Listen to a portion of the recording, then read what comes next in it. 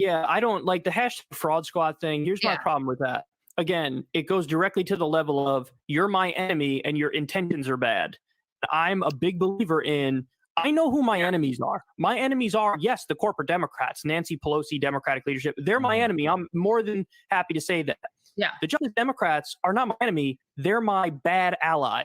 They're my ally who needs to They're go just fucking up. They're just fucking up. They're not That's like exactly right. villains forever. Yeah, I agree. That's exactly right. I agree. Yeah. And so that's why the fraud squad thing I did not agree with, because the second you go to the level of I'm going to attack these people's intentions, you lose me because you're just wrong.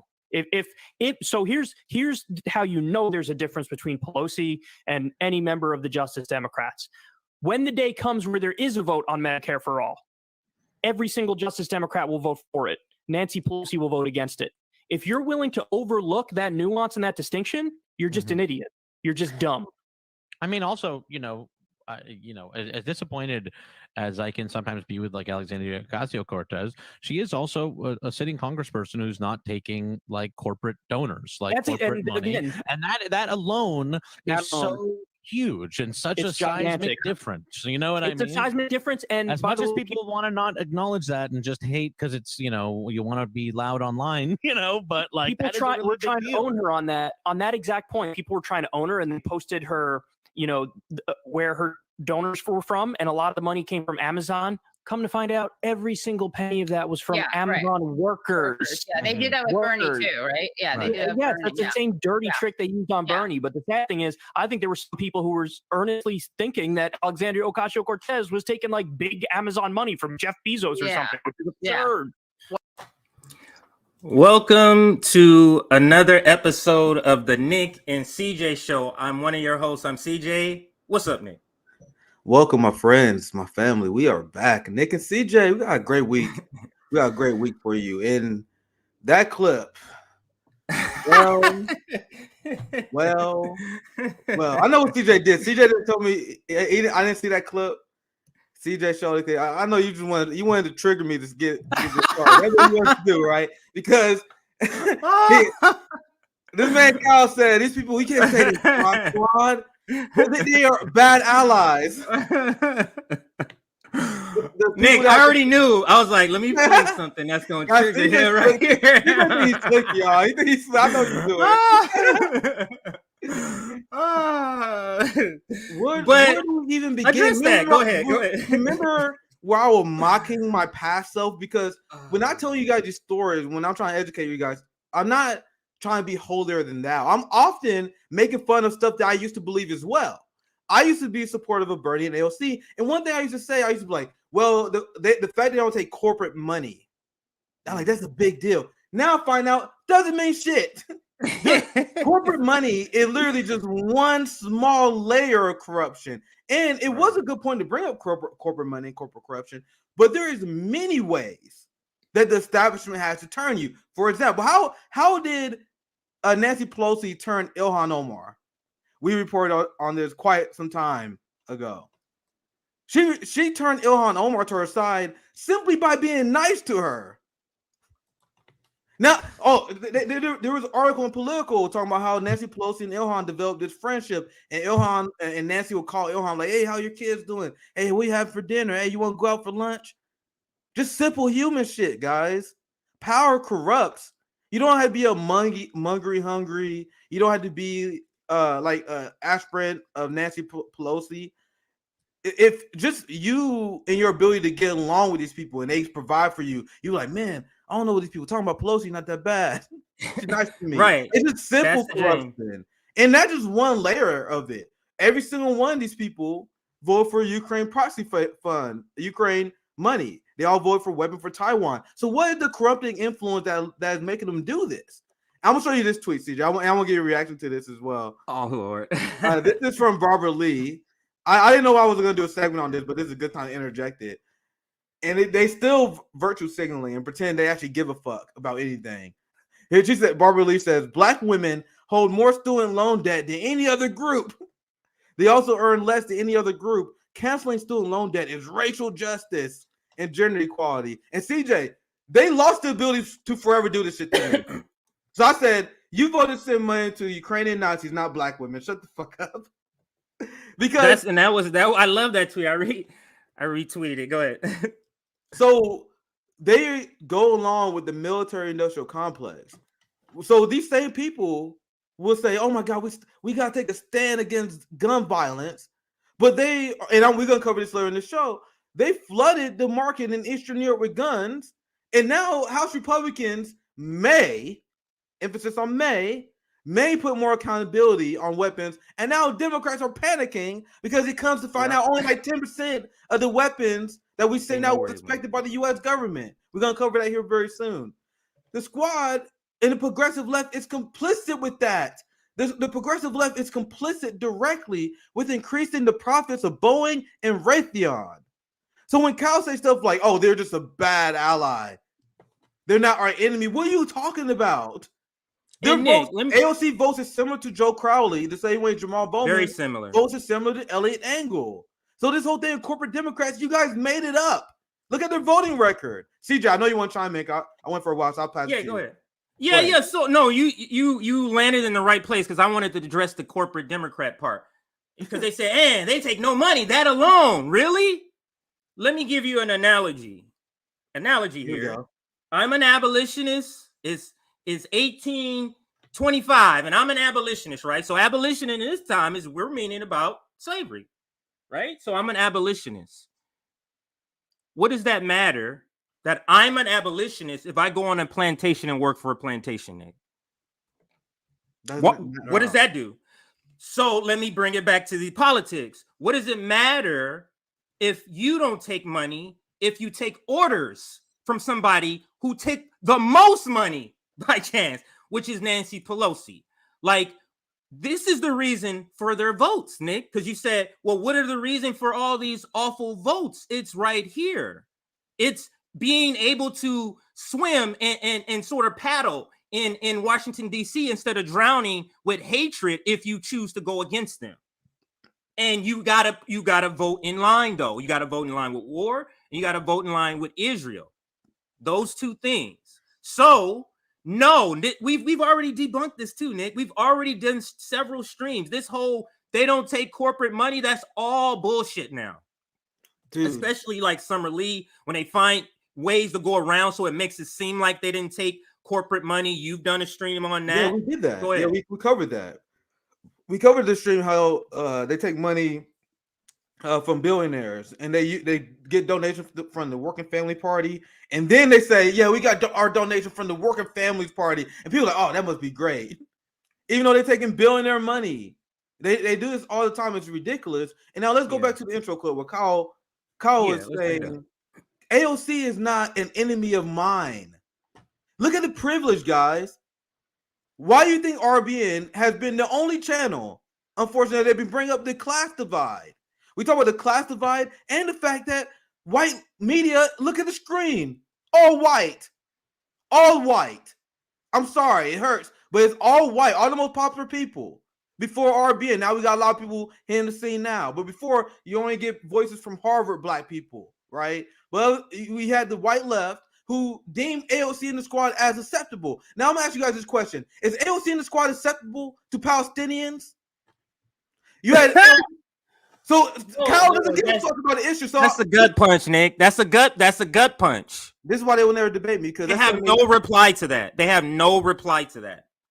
Now I'm gonna show you guys this receipt because I shared this on the earlier stream, and I also I explained the squad voted for the U.S. Domestic Terrorism Act. Guys, the only reason we don't have a new domestic version of a Patriot Act is because of Senate Republicans. So AOC is tweeting about January 6th all the time. Why do you guys think AOC constantly tweets about how unsafe she feels? Do you guys think that's an accident? Why is AOC tweeting about January 6th and complicit with the Capitol Police to get more money? She is manufacturing consent for the security state so the Democrat can then expand the police state that will go after who? Black people, Black and brown, indigenous people, indigenous. So Cal is not worried about that. You guys see the problem? You guys see why RBN is a threat to these people? For years, you had media dominated by David Doe, Cal Kalinske, Mike Figueredo, Sam Cedar, and a Kasparian. all white privileged motherfuckers who telling you the squad not an enemy of mine. They're not talking to us, CJ. This has been a theme over the last few weeks. They are not talking to us. RBN is the first channel where, yeah, I'm talking to you. I'm talking about our struggles. They are not. They're here to trick you. They over here talking. They're having conversations among themselves, talking to each other. There's an all-white panel. They're talking about, yeah, the AOC not my enemy. Yeah, they're not my enemy. That had nothing to do with me. So they talk working class people into following them. You see the problem? Then what they do is talk working class people and talk them into believing AOC and the squad and progressives aren't their enemy. Democrats aren't their enemy. How is the Democrats not every single black person's enemy in America? You tell me that. You tell me, how is that not it? Who's funding these police cities? Who's running these cities? And once again, Kyle says they're not enemy to me. Let's go back to the thought about them. And that is true. And he is not talking. Yeah, he's true. The thing is, he is telling the 100% truth. He's not talking. CJ, they are not talking to us. So AOC is not an enemy of Kyle Kulinski. That is Kyle true. Kulinski don't have to worry about the consequences of AOC's vote because he's rich. That's what it comes down to. You got these rich commentators apologizing for the squad, and the U.S. left their Marxist analysis is so weak they can't even acknowledge the fact that you got rich motherfuckers sheephoarding people to a capitalist imperialist party until RBN come along. RBN come along, criticize some of their favorite people like David Sirota and Marianne Williamson, and these motherfuckers had a heart attack. Here, man. I know. We criticize an attorney who had a heart attack. These deeply flawed U.S. frauds on the left. So let me explain what I mean here. I visualize that meme of the old lady I fall in and I get up. So they saw your thumbnail because CJ thumbnails is fire. They saw your thumbnail about David Sirota. They was like, oh my, RBN. How dare they got the David Sirota? These motherfuckers was hurt after that. I'm like, all right, you guys are drawing battle lines. That's all you guys are doing. But anyway, I'm gonna show you guys an example. So Cal says that AOC is not a threat to him. The squad is not a threat to him. The progressives in Congress not a threat to him. Say the Palestinians in the Israeli state right now. I just dropped a clip on this earlier today. Israelis have dropped the notion of a two-state solution and largely embraced a multi-tier class system where Jews are on top. Prominent Israeli intellectual. So I quote people who are not even as radical as we are to make our points. So I'll show you guys Thomas Friedman, far from a Palestinian ally. Right. Just saying like, yo, this Israeli shit is crazy. Meanwhile, Bernie says if you call Israel an apartheid state, that's defamatory. What? You guys see the difference? You guys see the problem here? And now I'm gonna show you guys this. John Ferriman, their hero. Kyle Kulinski loves him some John Ferriman. Vanguard loves him some John Ferriman. Sam Sear, these people love him some John Ferriman. But John Ferriman this year said he want to lean in on the U.S.-Israel relationship as Israel is saying this. Not my enemy though, Kyle. Not Kyle's enemy. Not Kyle's enemy. This is the new progressive. That is actually true. Yeah, that's true. True. Kyle is telling you a lie, telling you the truth, right? When he says that. Not enemy of Kyle. This is Maxwell Frost. Every single one of these YouTube channels, these white left YouTube channels I told you about, did a video celebrating this guy winning. Every single one. CJ, I know you've seen them. The first Gen Z progressive member of Congress, Maxwell Frost, the guy who did the biggest crime. It's one thing just to come out and say, I don't support BDS. It's a whole different thing when you did what Maxwell Frost did. This absolute psychopath. This guy infiltrated Palestinian groups. And then he pledged support for BDS and other Palestinian initiatives. And then he won the nomination. And then as the Palestinian group saying this story, he pretty much was like, lose my number. I don't know y'all. Guys, I will argue that is worse than what John Ferriman did. Because John Ferriman straight was like, yo, I don't fuck with y'all. I look at why do you think I fuck with y'all? So John Ferriman was like, nigga, no. Maxwell Frost infiltrated Palestinian groups, used them to gain political power and capital, and then sold them out the second he got power. This is not Kyle's enemy, though. And it's true. It's not Kyle's enemy. It's true. I'm going to keep saying that. Go ahead. I love that. Nina Turner, Kyle's good friend, TYT host. She said that she is opposed to boycott, sanctions, and divestment. You guys see how the Palestinian Community Network responded to even the hint of the idea of someone not supporting BDS. That's an immediate red flag. So I can go and mean different details, but just for the sake of moving on, like you guys see that when you are every single new squad member, every single one. Actually, I'm gonna say I think we reported on 6 of them. 6 of them are absolutely bad on Palestine. Horrible. They all for the Ukraine proxy war bullshit, which has gone so extreme. This is another story we got coming on later. Yeah, the United States is losing the support of their allies. Remember, we did stream on this a few days ago.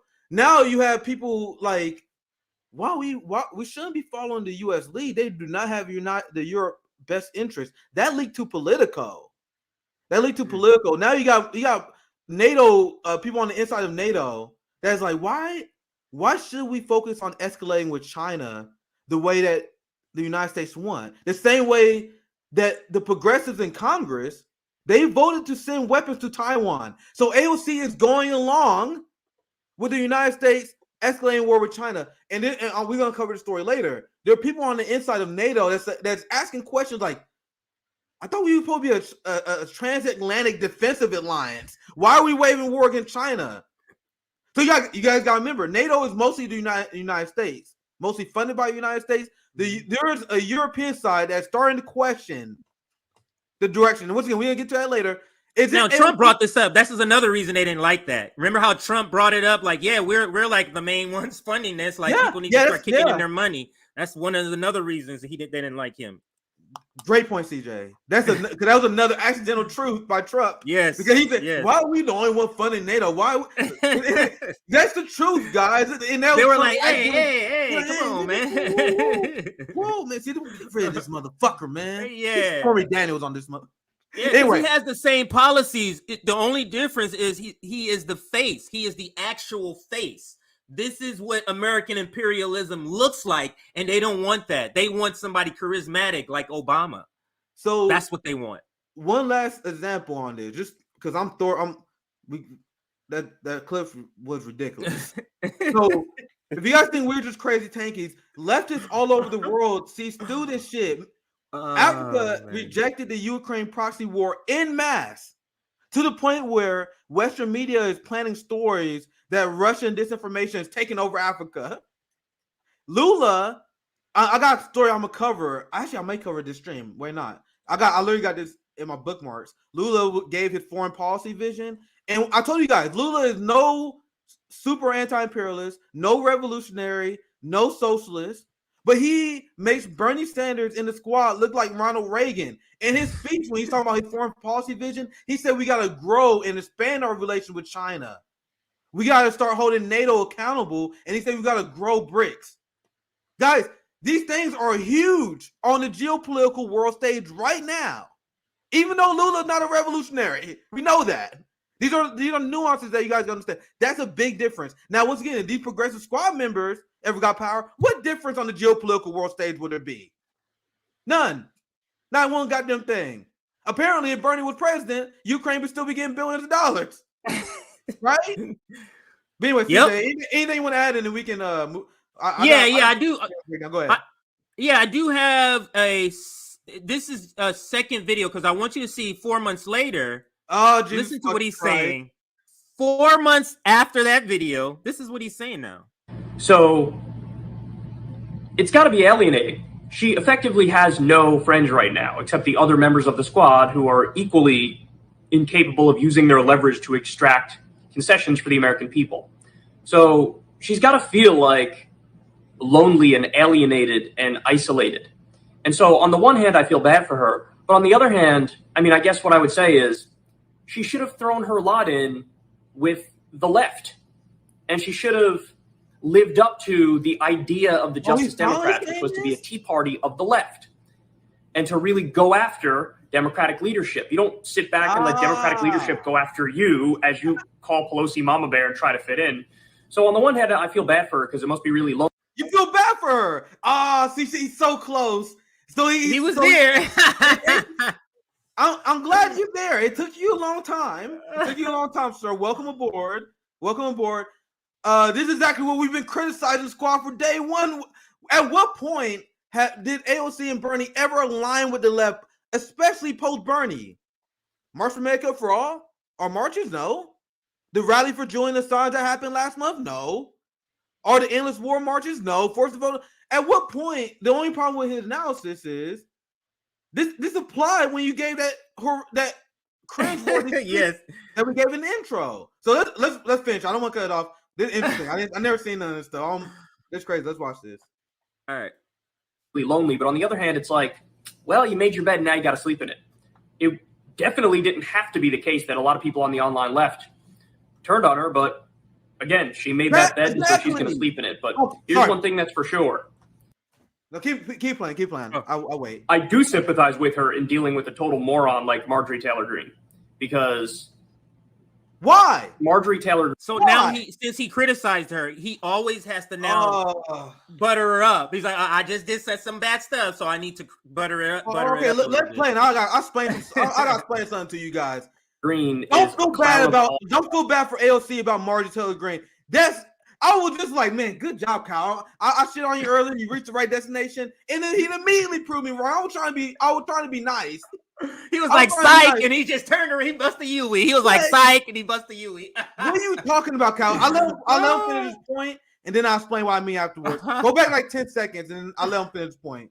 It's so ridiculous. Right there.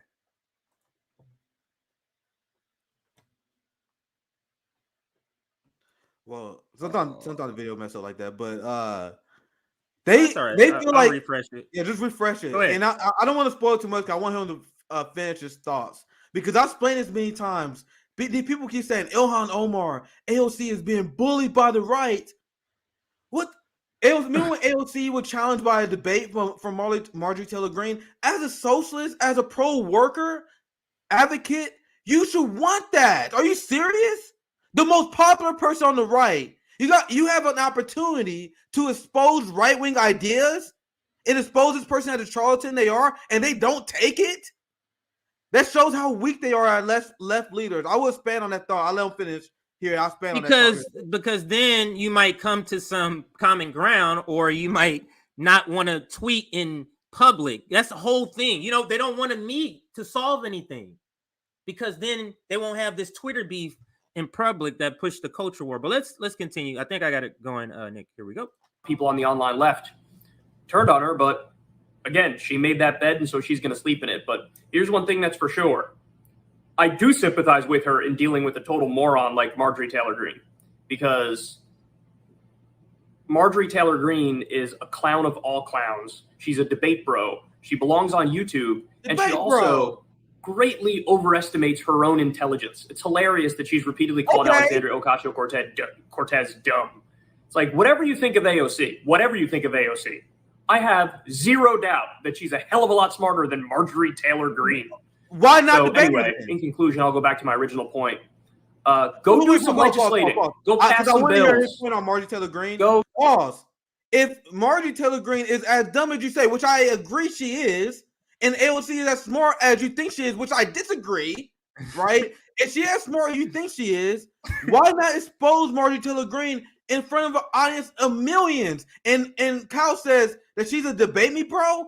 Guys, Marjorie Taylor Greene called out AOC to have a debate over climate change.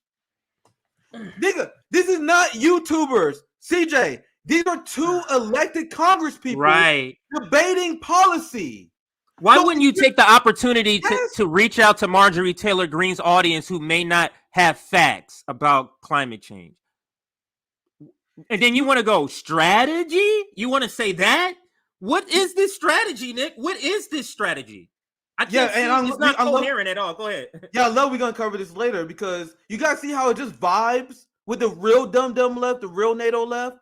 So remember, we are in the education phase. We are in a right-wing country. We got to have education before revolution. When we have 10 demands, we talk about abolition. We have like 6 steps that are all about education before we even get to the demands. Because as a left movement, you're not going to get anywhere without education, as many revolutionary leaders have known. And that's why every successful revolution makes sure they are well disciplined. Now, AOC, in the moment where we need massive awareness on fighting climate change, imagine AOC, Marjorie Taylor Greene, debate, primetime CNN. Imagine the shit show that would be for the buildup that would lead for millions of people that will watch that. And then the people who don't watch it live, they'll watch the clips after, there will be memes after.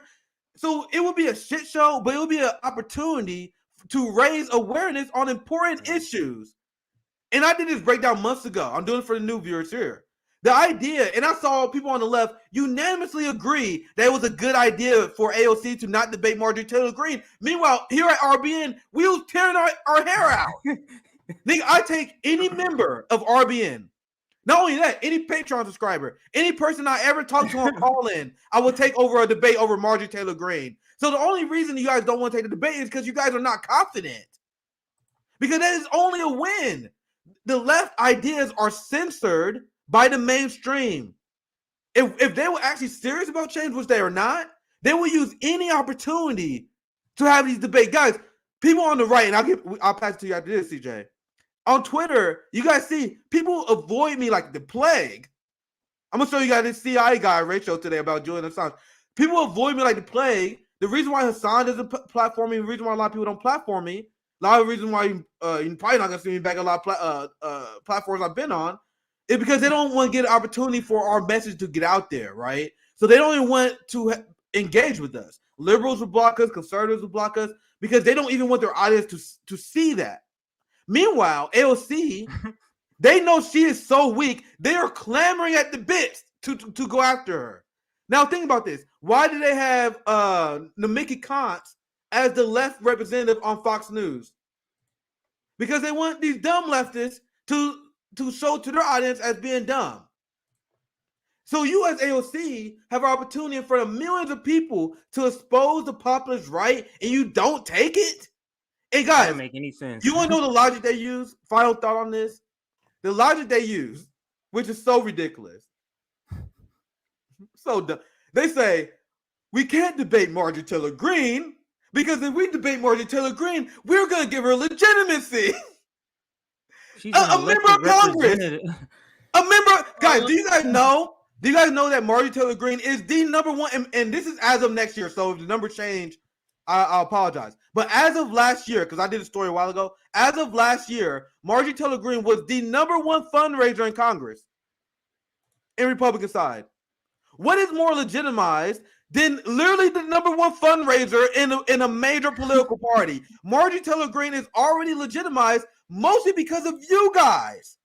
Because of the Marjorie Taylor Greene derangement syndrome, the constant segments they do on CNN about her, the constant stories on New York Times. You guys already legitimized her. You guys on made CNN and MSNBC. Like, come on. Yeah, they made it so she's the biggest fundraiser of Congress. That's how much. And AOC would tweet about her all the time. She would snipe at her all the time. But then when it comes to exchanging ideas, now all of a sudden we can't legitimize her. We can't talk about her. No, get the fuck out of here. We all know that's bullshit. We all know that's bullshit. So once again, I'm asking you guys this question: as people who actually care about building left movements, how are these guys considered effective leaders? We got people that are considered leaders who can't even defend their ideas to other elected leaders of opposing political parties. It's ridiculous. But sorry, CJ, I went on rant there because Kyle. No, that's good. No, that's good. That way I told you triggered me, man. I was expecting it. Go ahead. But then he reverts back to the last 10 seconds to criticize her again. So here goes the last 10 seconds. Or 20 seconds. So anyway, in conclusion, I'll go back to my original point. Go do some legislating. Go pass some bills. Go have committee meetings or some shit. Enough with chasing each other around on the House floor, begging for debates like your YouTubers. So no. That's the point, Cal. The point is they are not YouTubers. So if that debate happens, it's not just people jacking around trying to get subscribers. It's two members of Congress, people with political power, debating policy. Since when did that become a bad thing? In fact, we should have more of that. Remember when Lindsey Graham and Bernie Sanders had a debate? Bernie Sanders and Ted Cruz had a debate a few years ago. This shit should happen all the time. Nancy Why Pelosi doesn't it? and Mitch McConnell should have a mandatory monthly debate. So actually the better example should be Chuck Schumer and Mitch McConnell. So like take the Democrat leader, the Republican leader. If we had a real democracy, Chuck Schumer and Mitch McConnell would be forced to debate every month. Yo, explain what you guys are doing, explain your narrative. Meanwhile, Cal Kalinske, this fucking bootlicker, is advocating against that. You guys see how crazy this is? Yeah, and the reason the ruling class doesn't do it because we're gonna find out that they don't disagree on most things. Yeah. They don't disagree. Yeah. Just imagine how is the Speaker of the House has not debated anybody in how many years? That is insane. And we want to talk. We're a democracy. Like, come on, bro. This is so ridiculous. Do you see that banger tweet by Angie? Shout out, friend of the show. No, I haven't seen it. I don't think. I'm gonna see. I'll pull it up. I retweeted yesterday. It's a banger tweet on that. Here it is. I know I can find it. I retweeted it yesterday. This is a banger tweet. Friend of the show. Just shout out my friend Angie. This is a banger here. She said, breaking 80-year congressperson in their 27 consecutive term called Xi Jinping a dictator. In the United States, Nancy Pelosi, I did see that. Dianne Feinstein, these people who've been in power for decades. Nancy Pelosi been in power for decades, third in line for president, never had to debate anybody. But then they call China a dictatorship. This is I explained it so many times on the show, but I got to explain it again for new viewers. We are in a capitalist dictatorship. Capital loves Nancy Pelosi. That's why she keeps getting reelected. That's why she's House Speaker. Because she is a member of Congress in San Francisco, where a bunch of wealthy capitalists live. She fundraises a bunch of money from wealthy capitalists, so she becomes House Speaker. And she wins all her elections at about 80% clip. You guys know Shahid Buttar actually did the best against Nancy Pelosi out of anyone ever, and he only got 20% of the vote because the media apparatus around in San Francisco, the national infrastructure is biased toward Pelosi. The system is biased. Nick, you know how many people, company and corporations are invested in her winning that election? Yeah. You know that they can't not have her lose that election. Like that is that can't happen. So in this country, you can predict who wins an election at around a 95% success rate based on who raises the most money. Nancy Pelosi is a great example of that. People like Nancy Pelosi, Mitch McConnell, Chuck Schumer, these people, they would never lose. Capital made it so they would never lose. Jim Clyburn would never lose. You guys understand? We live in a country where we have oligarchs that will never lose because they are backed by capital. What do you call that if your mind is decolonized? That's a capitalist dictatorship. The same thing they fearmonger regarding socialist countries and communist countries we have here. Yeah, so despite what they can bitch and complain about it all they want, but Xi Jinping getting his third consecutive term because he's popular among the people. Vladimir Putin got another term because he has 70% approval rating. I'm thinking a low number. These are numbers. Russian propaganda. That's Russian propaganda. They can't even comprehend that. So they're like, "Oh, dictatorship." No, China's way more democratic than this country. People are like, "Oh my God, you can't sin against China." And then they were like, "Oh my God, look at the protests in China." You see how they all on that? But meanwhile, I'm sorry, that. But meanwhile, in India, when they just had some of the largest general strike ever. I think it was in India. It was in Pakistan. It would have been Pakistan. Yeah. Largest general strike ever. In nothing. India. You don't hear anything on the news whatsoever. But you have some protests, just like we had here against COVID lockdown. People have that. People different opinion on COVID lockdown. You get these protests. They want to put that top news, like literally, Nick. I went to there was like a segment for like 20 minutes. Like what the hell is this? I'm trying to get Danny on that. I'm preparing the segment for you guys because I know I'm seeing some stuff. This is some color revolution ass shit. I'm telling you guys right now. I want to make sure I prepare a good segment for you guys on that. But did the same thing we see in Cuba. You guys remember the color revolution? The AOC came out in support. they were like, "Oh my God!" You guys remember that protest in Cuba? Then they literally did not show the protest the next day that continue on. Massively more people showing support for the Cuban government because they were like, "Yo, we don't show support because we know the United States is fucking around." That protest was way larger than the bullshit CIA color revolution, but they never show that. But we can go all day. The point is, I want you guys to show the propaganda because they will say stuff like this. They will say China and Russia are uniquely authoritarian because you can't dissent there. Oh yeah, but the next story, there's protests in Russia. Guys, they would say this without a blink. They said Vladimir Putin rules with an iron thumb. You're not allowed to criticize Vladimir Putin. Then literally the next segment, they'd be like, "Hell, we found this Russian politician who criticized Putin's war." Nigga, I thought they wasn't allowed to do that. No, guys, bro, pay attention. They do this all the time. They will run one story and then directly contradict themselves. So, for example, the protests you see in China, I thought that wasn't allowed to happen. Remember? Yeah, China's a prisoner state. So they just pay attention to this stuff. I'm gonna do a comprehensive breakdown of this. I want to make sure I got the facts and everything together. They do that with Russia.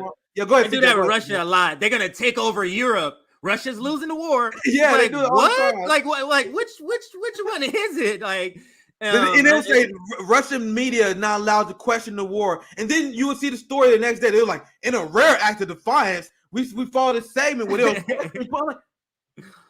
Yo, you guys just contradict yourself all the time, and then you watch the segment, and it'll be like a debate. I saw one they did. They were like, "Oh my god, they showed this segment on the Russian state TV." And they're like, "This is a rare instance of debate on public policy." There are two people who criticized Putin, two people defending Putin. And the whole time I watched that segment, I'm like, "You guys said this doesn't happen here." So what are you? What is the truth? What else are you lying about?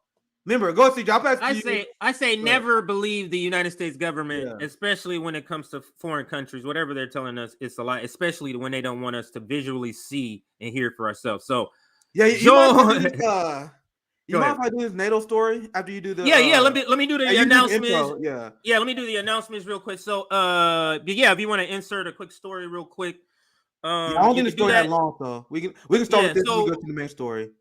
Yeah, so join our Substack if you're watching this on replay or you're just getting here maybe 90 minutes into the live stream and you wish you were here earlier. Just join our Substack and you will get notifications generally 30 minutes to maybe 2 hours before we start. Last time I checked, we were at like 160 likes. We got 320 people watching. Let's see if we can push to 200 maybe.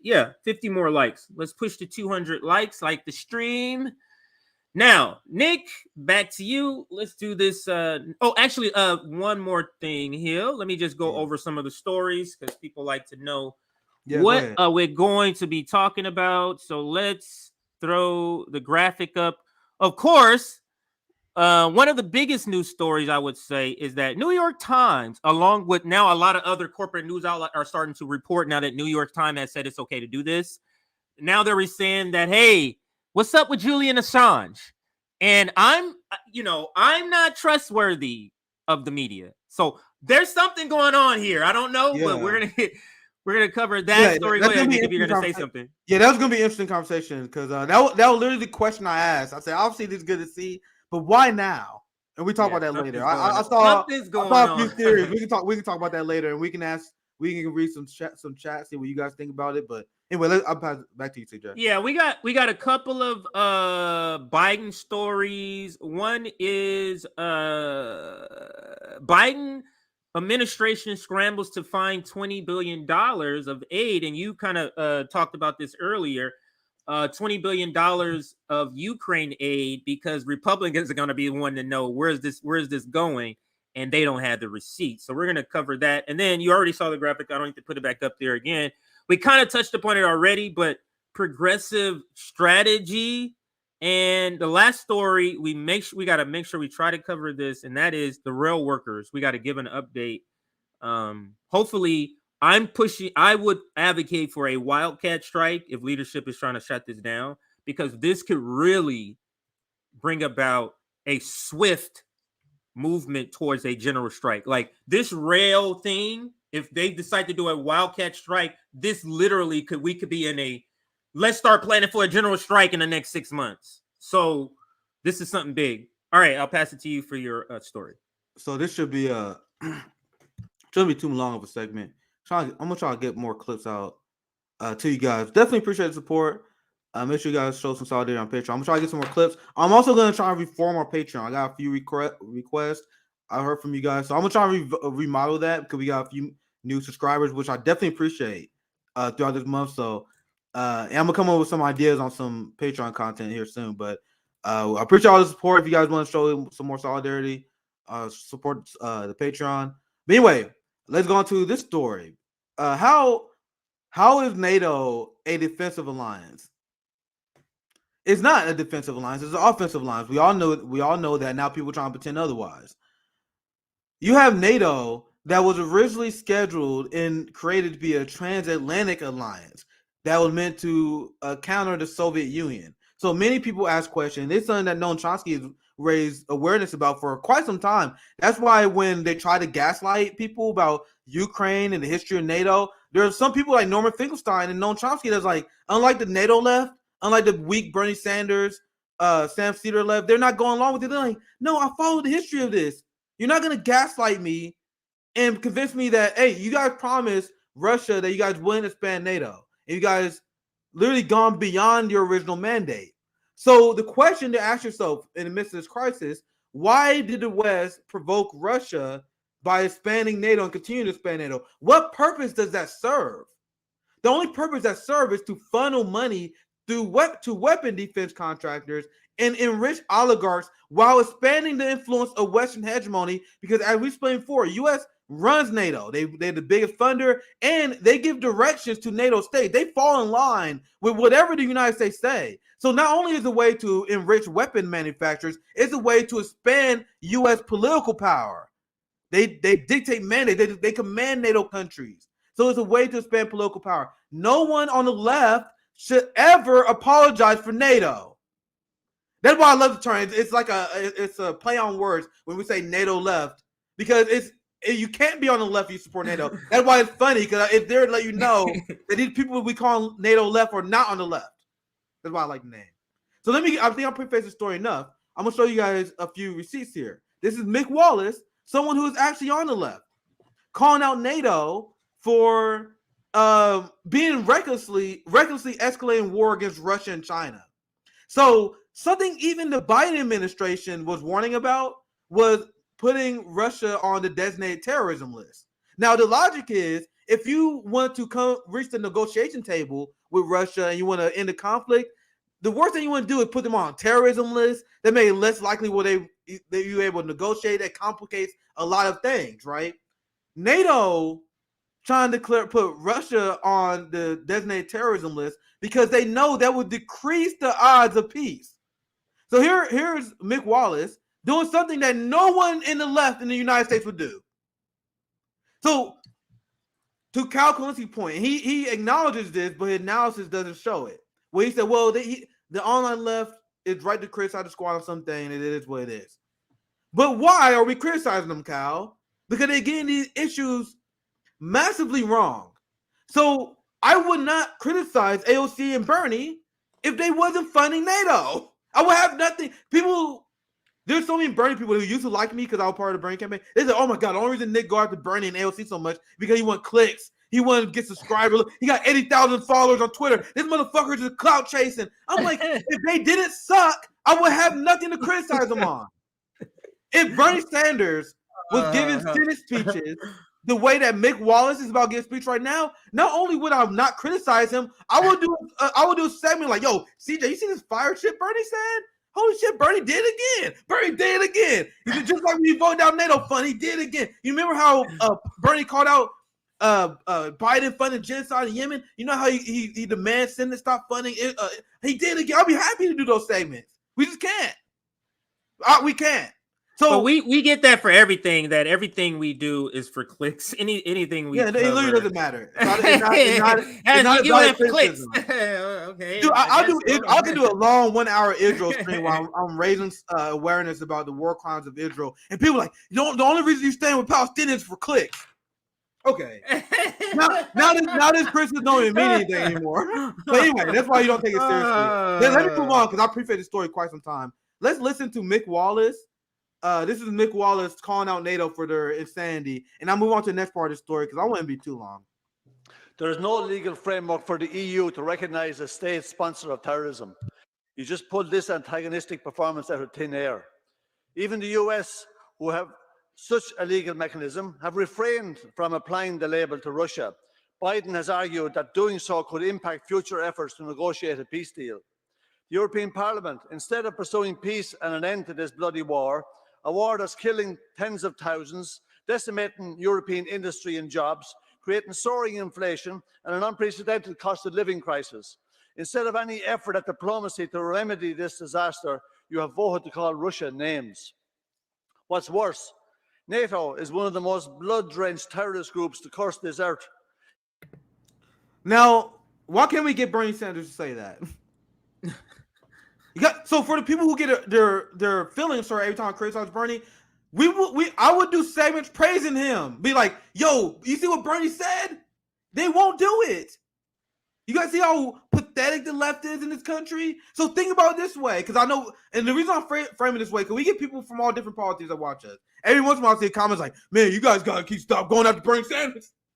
This is the explanation, guys. I read the comments, guys. I read them. So this for the people like, Nick, why? anytime, let me just say this part. You probably do the same thing. Anytime I get a comment like that on Twitter, I always go and check to see. Yes. And then always, Bernie first. Oh, it's like, oh, okay. AOC first. It's like, oh, man. They be tweet politicians. Like, guys, the people I see always criticize RBN, go to the page, they all retweet. They be retweeting Bernie like, yo. Yes. You're like, oh, that's why. That's why. They will retweet a tweet from Rokan like, yeah, we should end cancel student loan debt today. I'm like, if you retweet politicians, I'll take nothing you say seriously.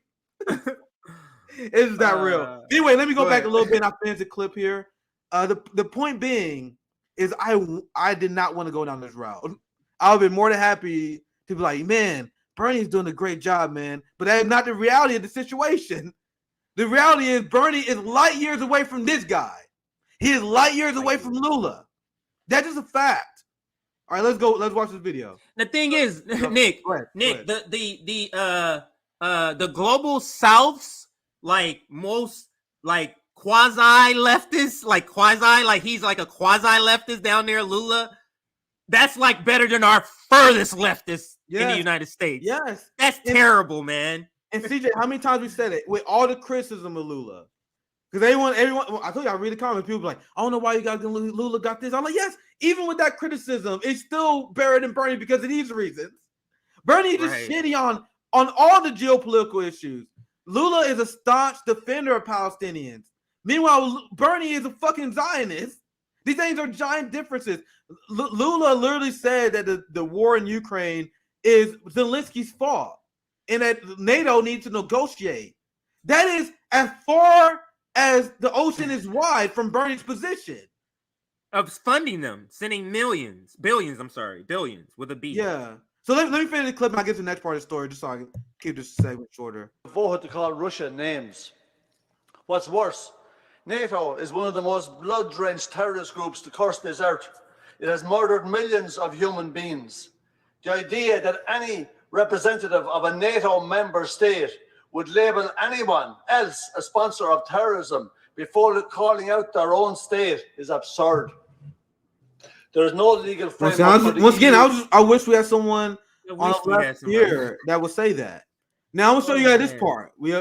This next part I'm gonna show you guys, showing the offensive nature of NATO and why the left should be calling this out. So if NATO is only a transatlantic alliance meant to protect the ally states, why do they have an initiative where they want to provoke war against China? Let me read this. NATO's looming fault line. Let me see if I can zoom this in so it's easier for you guys to follow along if you want. And there's a few key parts of this. I'll try to be quick on this because there's a few key parts I want to highlight. It said the military alliance is crawling as it attempts to detail a China plan. Why do they need a China plan? You guys said this is offensive. This is not defensive. NATO is a capitalist structure that is meant to uphold capitalism. Capitalism, the highest form of imperialism. This is it right now. This NATO is an imperialist capitalist structure that people who call themselves anti-capitalist are voting to expand, like AOC. If you're a socialist or anyone left of center, you should oppose NATO. Let's continue with this article here because there's a very particular part I want to get to. So NATO allies finally agreed earlier this year that China is a challenge. CJ, who are they talking to? China. They're not talking to us. They ain't talking to us. You want to know my challenge? My challenge is whether I don't have health care. That's my challenge. You know who's responsible for that? My government. When they say China is a challenge, this is a challenge to their dominance. So what makes this story interesting? I read a lot of these nerdy foreign policy stories, right? What makes this different is something I noticed when reading this story, which I'll be explaining to you, this silent split that is happening. We covered this a few days ago in Politico. You saw people in the EU that were criticizing the Biden administration in the U.S. from profiting from the Ukraine war. So you're starting to see media leaks on this. Now, this is another political story where you have them explaining how there's a European faction in NATO that's looking at the U.S. like, yo, we starting not to trust y'all intentions here. Now, I'm going to explain this. This is from the article in Politico. At one end, China hawks like the U.S., so they say in the U.S., the people who are against China are trying to converge NATO's goals with their own desire to constrain Beijing. At the other are China softliners. So now you guys see the propaganda here? Like Hungary, who want to engage Beijing. Then there's a fast shifting middle. Hawks that don't want to overly antagonize Beijing, and the softliners who fret about economic reliance on China. So let me translate this article without the propaganda speak. And they even admit this. You have the hawks, the people on the far right, the U.S. within NATO, that want NATO to go to war with China. And then there are people who are rational that our media call China softliners, who's like, if China is the biggest economy, why shouldn't we engage with them? This doesn't make sense for our economic interests. That's what the part of the end is. The softliners still fret about economic reliance on China. So you have some NATO countries like, yo, we do business with China. We don't have any problem with them. Meanwhile, the U.S., the heavily influenced side, is like, no, the new NATO has to go to war with China. So, guys, as a left-wing anti-imperialist movement, why should anyone be supportive of NATO? You guys see the role that they have to serve U.S. dominance? Now I'll pull this part up because I screenshot this part. Just for the sake of time, I wanted to make sure I get the part in the articles I wanted to reach. So I screenshotted this. This is later in the article, which also highlights the division. Indeed, looming over the entire debate is the question whether China even merits so much attention right now.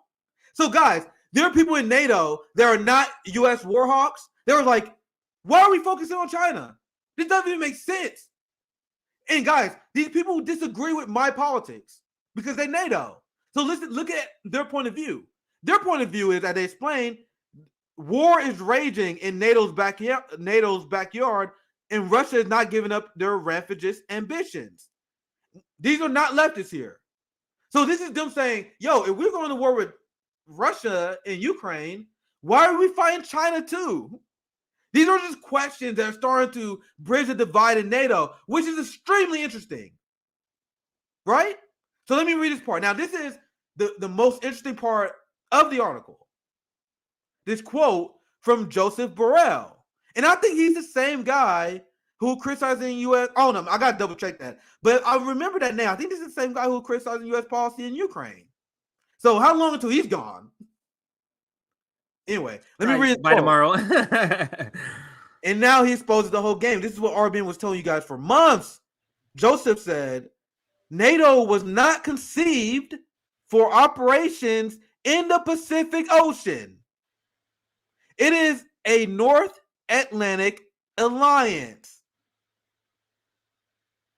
So once again, people who are not even as radical as we are within NATO are looking at the United States like, we gone way beyond our mandate.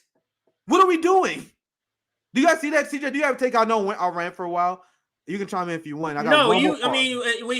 We've covered this many times because and the reason we cover it is because it's something new. It's a new vote. It's a new package gone. It's not like we're recovering it because it's old story. They keep voting for this, the NATO left. And NATO is you guys know LC first vote. I'll pass to you, but you guys know LC go ahead, make this point. First vote was to expand the payroll of Congress and then to expand NATO. It's crazy, right? I didn't even know that when if I knew that at the time, I wouldn't even support LC in the early days. I learned that afterwards. I'm like, what? LC expand NATO? That was something I literally learned later. That won her first vote. I just learned that earlier this year, actually. I just learned that fact earlier this year. But no, I was just saying to your point, they voted for funding NATO. Bernie Sanders was against the milquetoast letter, and then they retracted the letter, and then they made them look like idiots. Next week, start demanding the same thing. You saw that? Remember how they retracted the letter, and literally like the next week in the cycle, it was like, oh, maybe we should start negotiating. It was like, oh, motherfucker, y'all embarrassed them. That was intentional, though, to embarrass the left. It's intentional. Absolutely.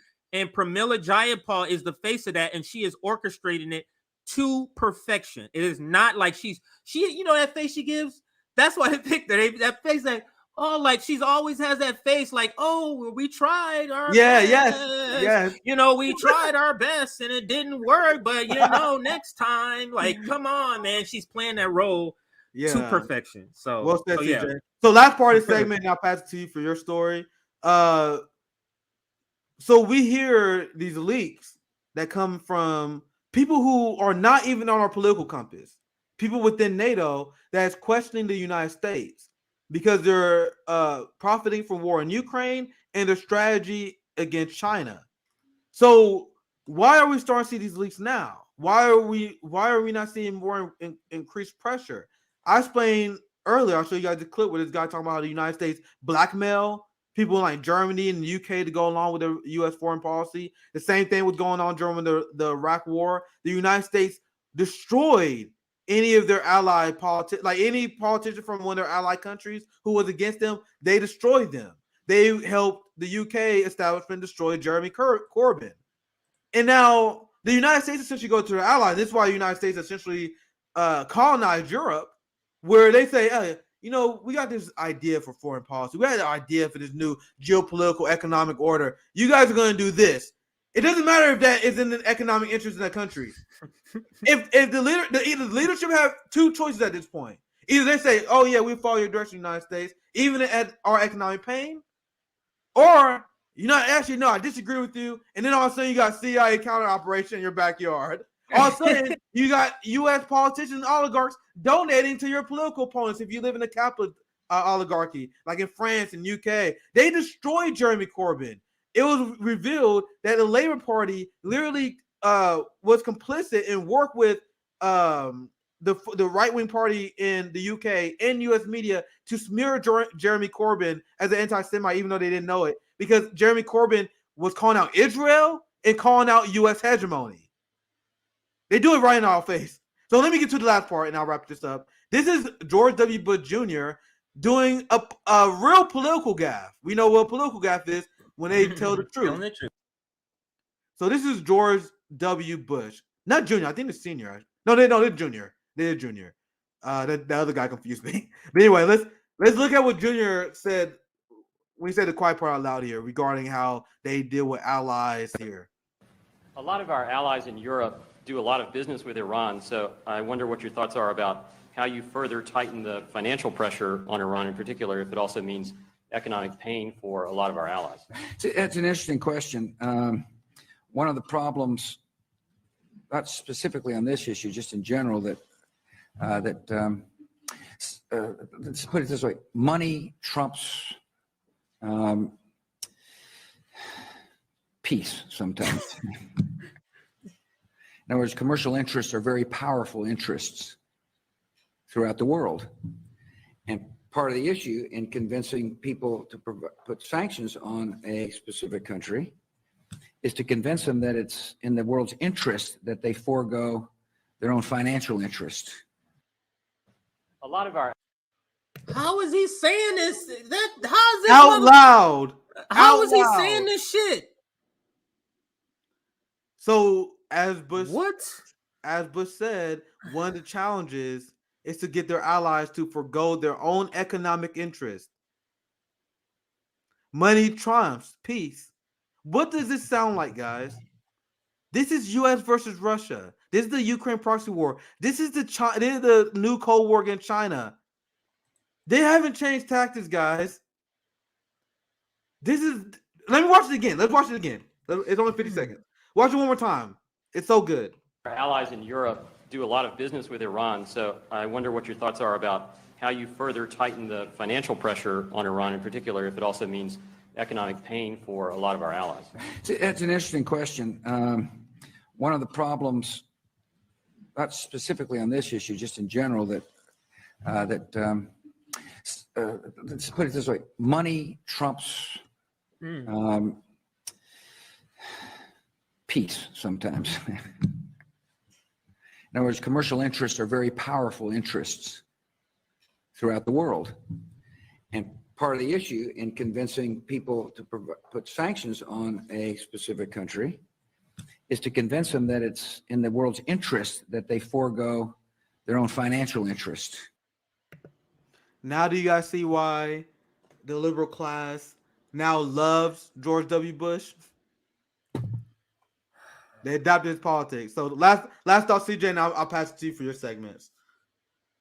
Yeah, this shit, man. That video is sort of mind blowing. And the fact that, I mean, did anybody go, what did you say?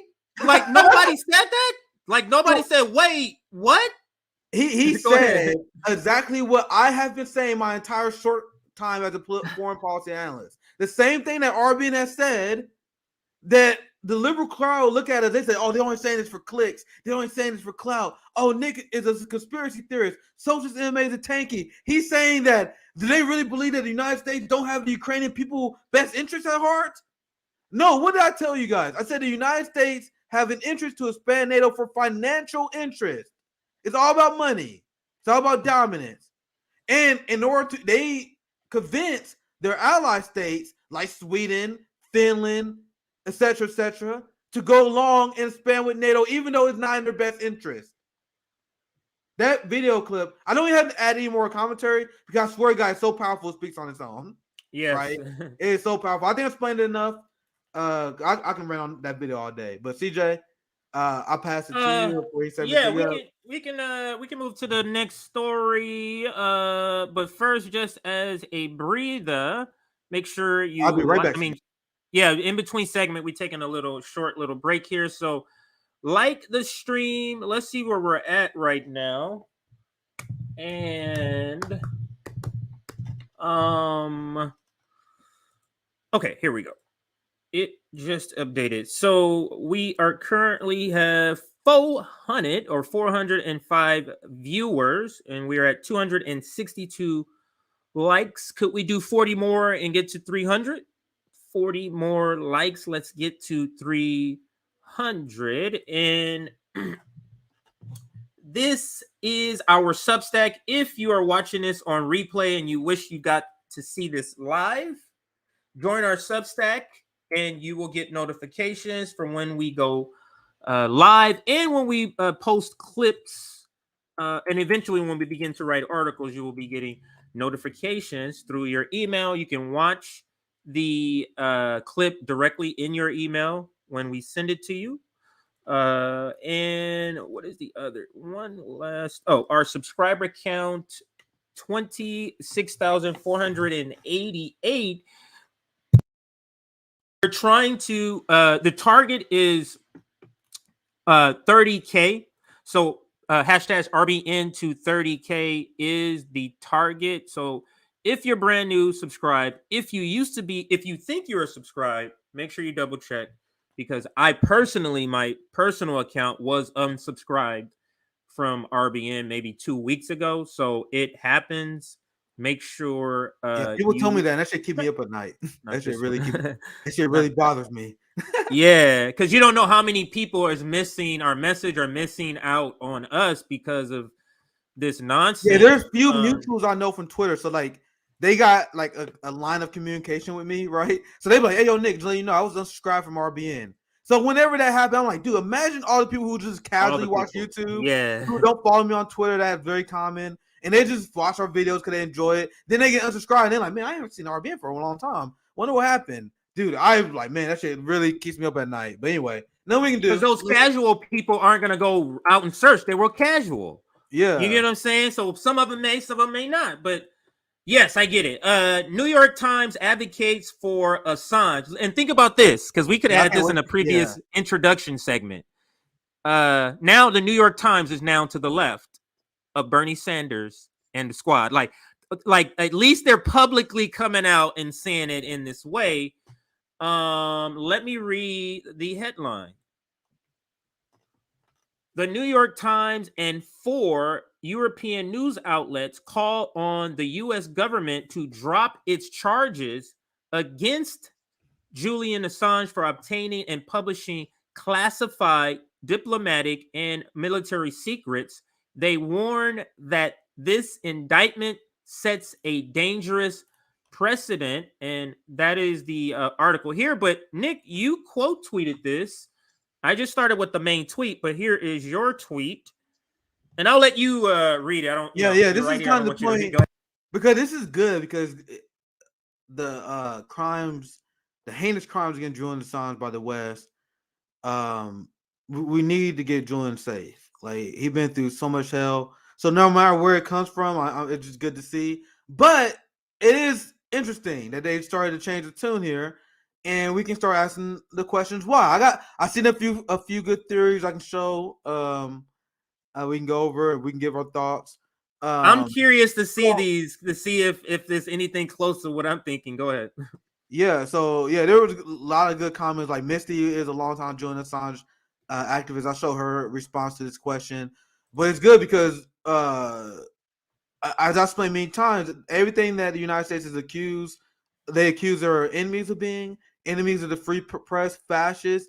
If you support the United States cracking down on Julian Assange, you are a fascist. And I'm gonna show you guys. I ratioed the CIA guy because there's you see in this thread that I'm responding to in Twitter, there are a bunch of liberals melting the fuck down. I don't know if you saw this, CJ. Let me take mine down. Let me take it down. If you got they are melting the fuck down. I have not. I'll tell you guys some examples. I'm very happy because I ratioed to CIA fuck. Because I'm like, if you guys are cheering for the imprisonment of Julian Assange, you are a fascist. And what do we say? I'm not here calling people fascists just because they disagree with me. It's literally just it's a basic term. You believe on the government ability to crack down on dissent. You do not believe in a free press. You believe in a harsh regimentation of the law in order to crack down on political enemies. This is a classic tenet of fascism. So if you against Julian Assange, just admit you're a fucking fascist. And then the funny thing is, Democrats, a lot of Democrats, they was melting down about Julian Assange. The New York Times advocating for Julian Assange to be freed because they view Julian Assange as a Trump ally. For one, that's not even true. But let's do it both ways. So let me explain to you guys the fascist element that they have. So let's say it is true, which is not. Let's say their worst accusation of Julian Assange is true, and Julian Assange is a Trumper. So what they are saying is that if you publish political opinions that we disagree with, if you support political people that we disagree with, our government has the right to imprison you. That is what they are saying, and a lot of people are so dumb they don't even realize it. To be clear, Julian Assange and the United States hate Julian Assange for publishing U.S. war crimes. You can interrupt me, CJ, anytime, but Julian Assange is not going around all day. Let me explain something to you guys before I get into some funny receipts. You guys see some of the liberal fascists in here. They said Julian Assange is not a journalist. Julian Assange, oh my God, what he did was illegal. Julian Assange published information. They said, well, Julian Assange, you can't publish top secret information. That is what it means to be a journalist, you stupid fucks. So let me explain to you guys why that made no sense. So imagine if the president of the United States was caught raping a 12-year-old. But then the government said, oh my God, this is top secret. This is top secret. We can't let the world know the president raped a 12-year-old. So then a journalist comes across that information and they say, wait, I don't think you should have the president raping someone being top secret. So I'm going to share it with the world because I believe they should know it. That is, in a nutshell, the Julian Assange case. The United States committed war crimes, heinous acts, where Julian Assange exposed how there were Afghan regiments that burned down and killed villages and targeted these people, tortured people. He exposed their torture program. So the U.S. military committed war crimes that there was evidence of. So then the United States government said, these things are top secret. You can't just put things top secret and then declare that people can't report on that. You want to know who does that? A fascist country. Yes, we are corrupt, but you better not report on it because that's top secret. Yes, we commit war crimes, but don't report on it because it's top secret. Guys, you guys realize that is what the United States does. So, all right, I'm ranting like a motherfucker. That's why they mad. But listen, look at this comment. I don't know if the person's joking, but it says Trump, Russia, Assange. Yeah, that's a joke. I'm saying that's a joke. I've been trolled so many times by comments. I'm not falling for it anymore. I'm not falling for it. I got trolled. Remember last time I got trolled? I went off on someone. He was like, "Man, I was joking." Nigga, like, oh, sorry, dude. So I'm assume that's a joke. But no, actually let's scroll through the thread. I'm gonna show you guys. If you have any receipts, let's see what they. Yeah, so I'm curious. I want to know what Misty says too. I'm curious about that. So I'll read it in this order. I do the serious response and then find the shit lips, and then I'm gonna show you guys the CIA guy I ratioed. And also, I'm not just showing you guys that because I'm happy I ratioed some CIA fuck. I'm showing it because I want to show you guys their mindset. So yeah, I'm kind of gloating too. I admit it. But anyway, so I was asking, why do you guys think corporate media is starting to change its tune regarding Julian Assange? Because I legitimately asking. I'm like, I have some theories. I would love to hear what some other people, anyone who follow me is base as hell. So I'm like, I want to see what other people say. So this is Glenn Greenwald. He says, and this is a great point, because they never wanted him to bring that's a typo. They never wanted to bring him in to the U.S. to prosecute them. So what he said, I know I butchered that first line, but when he's saying that the U.S., they never want that prosecution to happen. Now I'm explaining. Because it puts the evidence on trial, which is the war crimes, and they don't want that. Absolutely, CJ. Absolutely, that's exactly on point. I'm gonna finish Glenn's tweet. Think of the sideshow, the protest, and the possible revelations of secrets that would create. And this is a great point.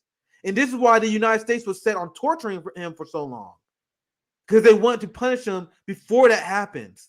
Anyway, sorry, let me finish it because this is the point Glenn's making. Anyway, think of the sideshow, the protest, and the possible revelations of secrets that would create, along with the imagery. They just wanted to imprison him long enough with no trial to break him physically and mentally. And that's why I asked this question, because I wanted to bounce this idea that I love ship posting on my Twitter account, right? So I responded to him, and I'm like, yeah, this is what I believe now, right? To Glenn's point, you have people in the media that now call for Julian Assange release because the damage is done, and they don't want that precedent to be set, just in case they publish some secret information. They know what threat this causes to free press, and they don't want. So on principle, they actually maybe want to stand up for him, but they wait until the damage is done. I don't know. That's just my thought. But anyway, let me read this. I said, yeah, breaking Julian Assange sends a powerful message to journalists to not expose U.S. crimes, because you will be punished outside of the law. So even though you have journalists calling for the release of Julian Assange, even though this is about to be a massive thing now, they only doing it now because the message has already been sent that if you do what Julian Assange did, we don't need precedent. We can challenge you, so we can punish you outside the law.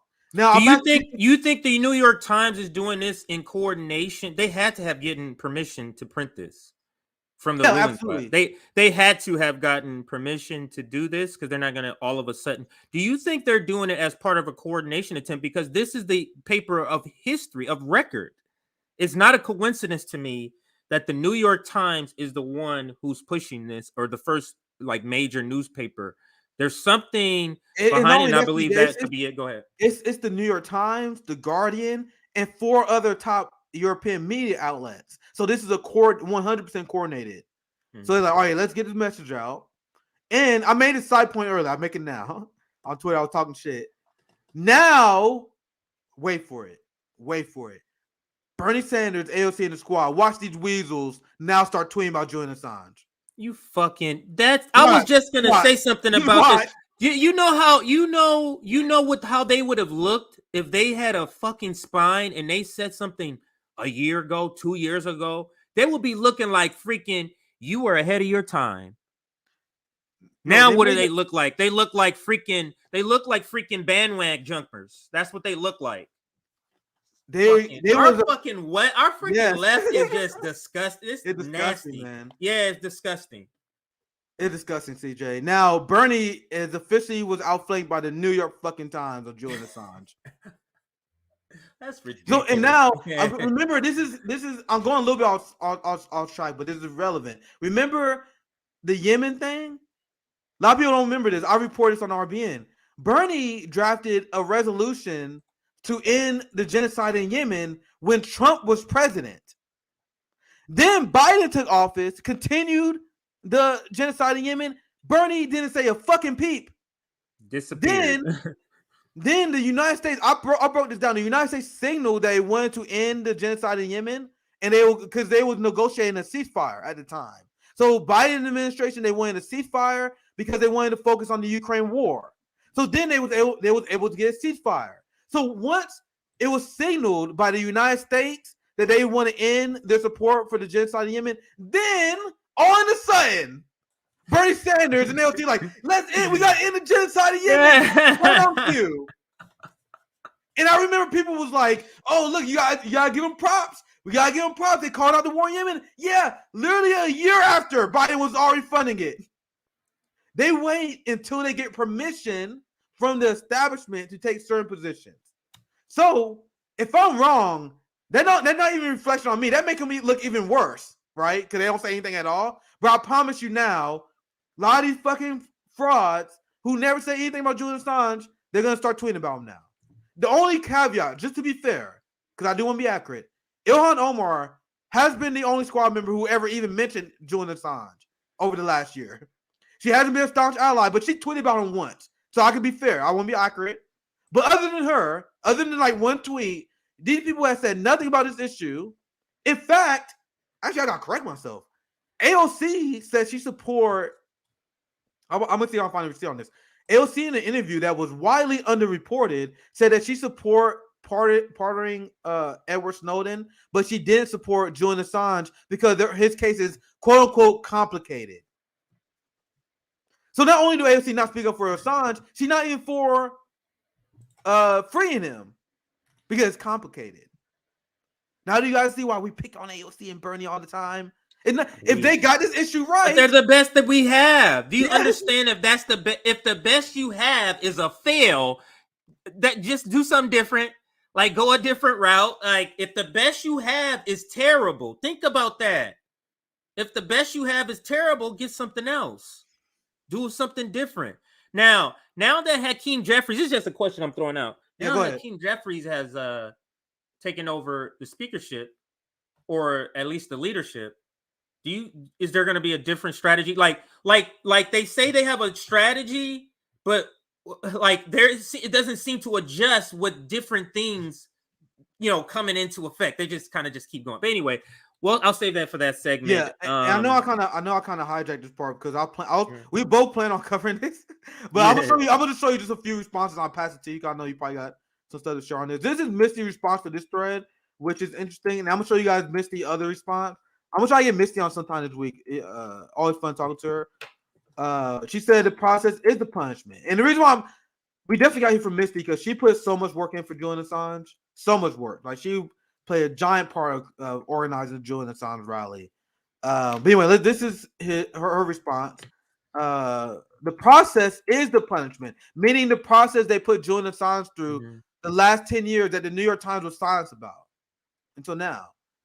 Assange himself revealed that this was their plan in the Stratford leaks. He's the proverbial head on a stake outside the castle walls. He being used as a warning to journalists and whistleblowers all over the globe. Now, I'm going to get to some other plea, but I'm going to just add to that thought because, as I mentioned before, the West is the number one enemy of the press. Not China, not Russia. Who killed Shireen Abdul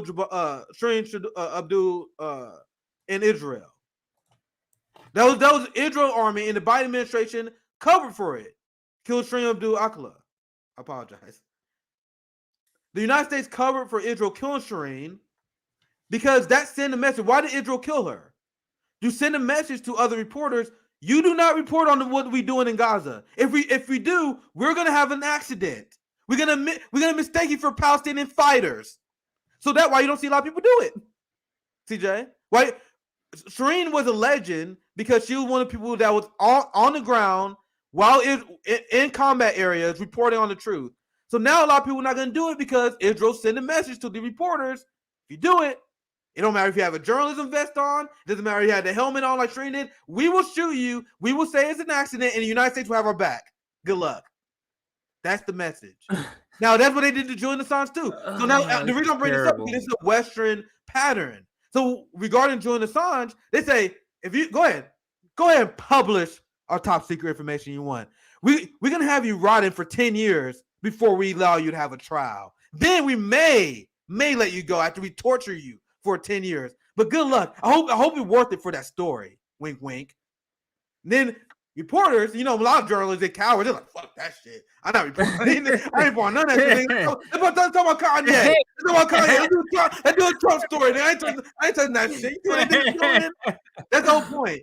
And I'm going through this a little fast just to give you a little more time, CJ. I'm going to show you guys with the other response because I value her opinion on the Assange. And then I'm going to show you some quick shitlib takes. This is in response to my question, why do you start seeing the corporate media change their tune on this?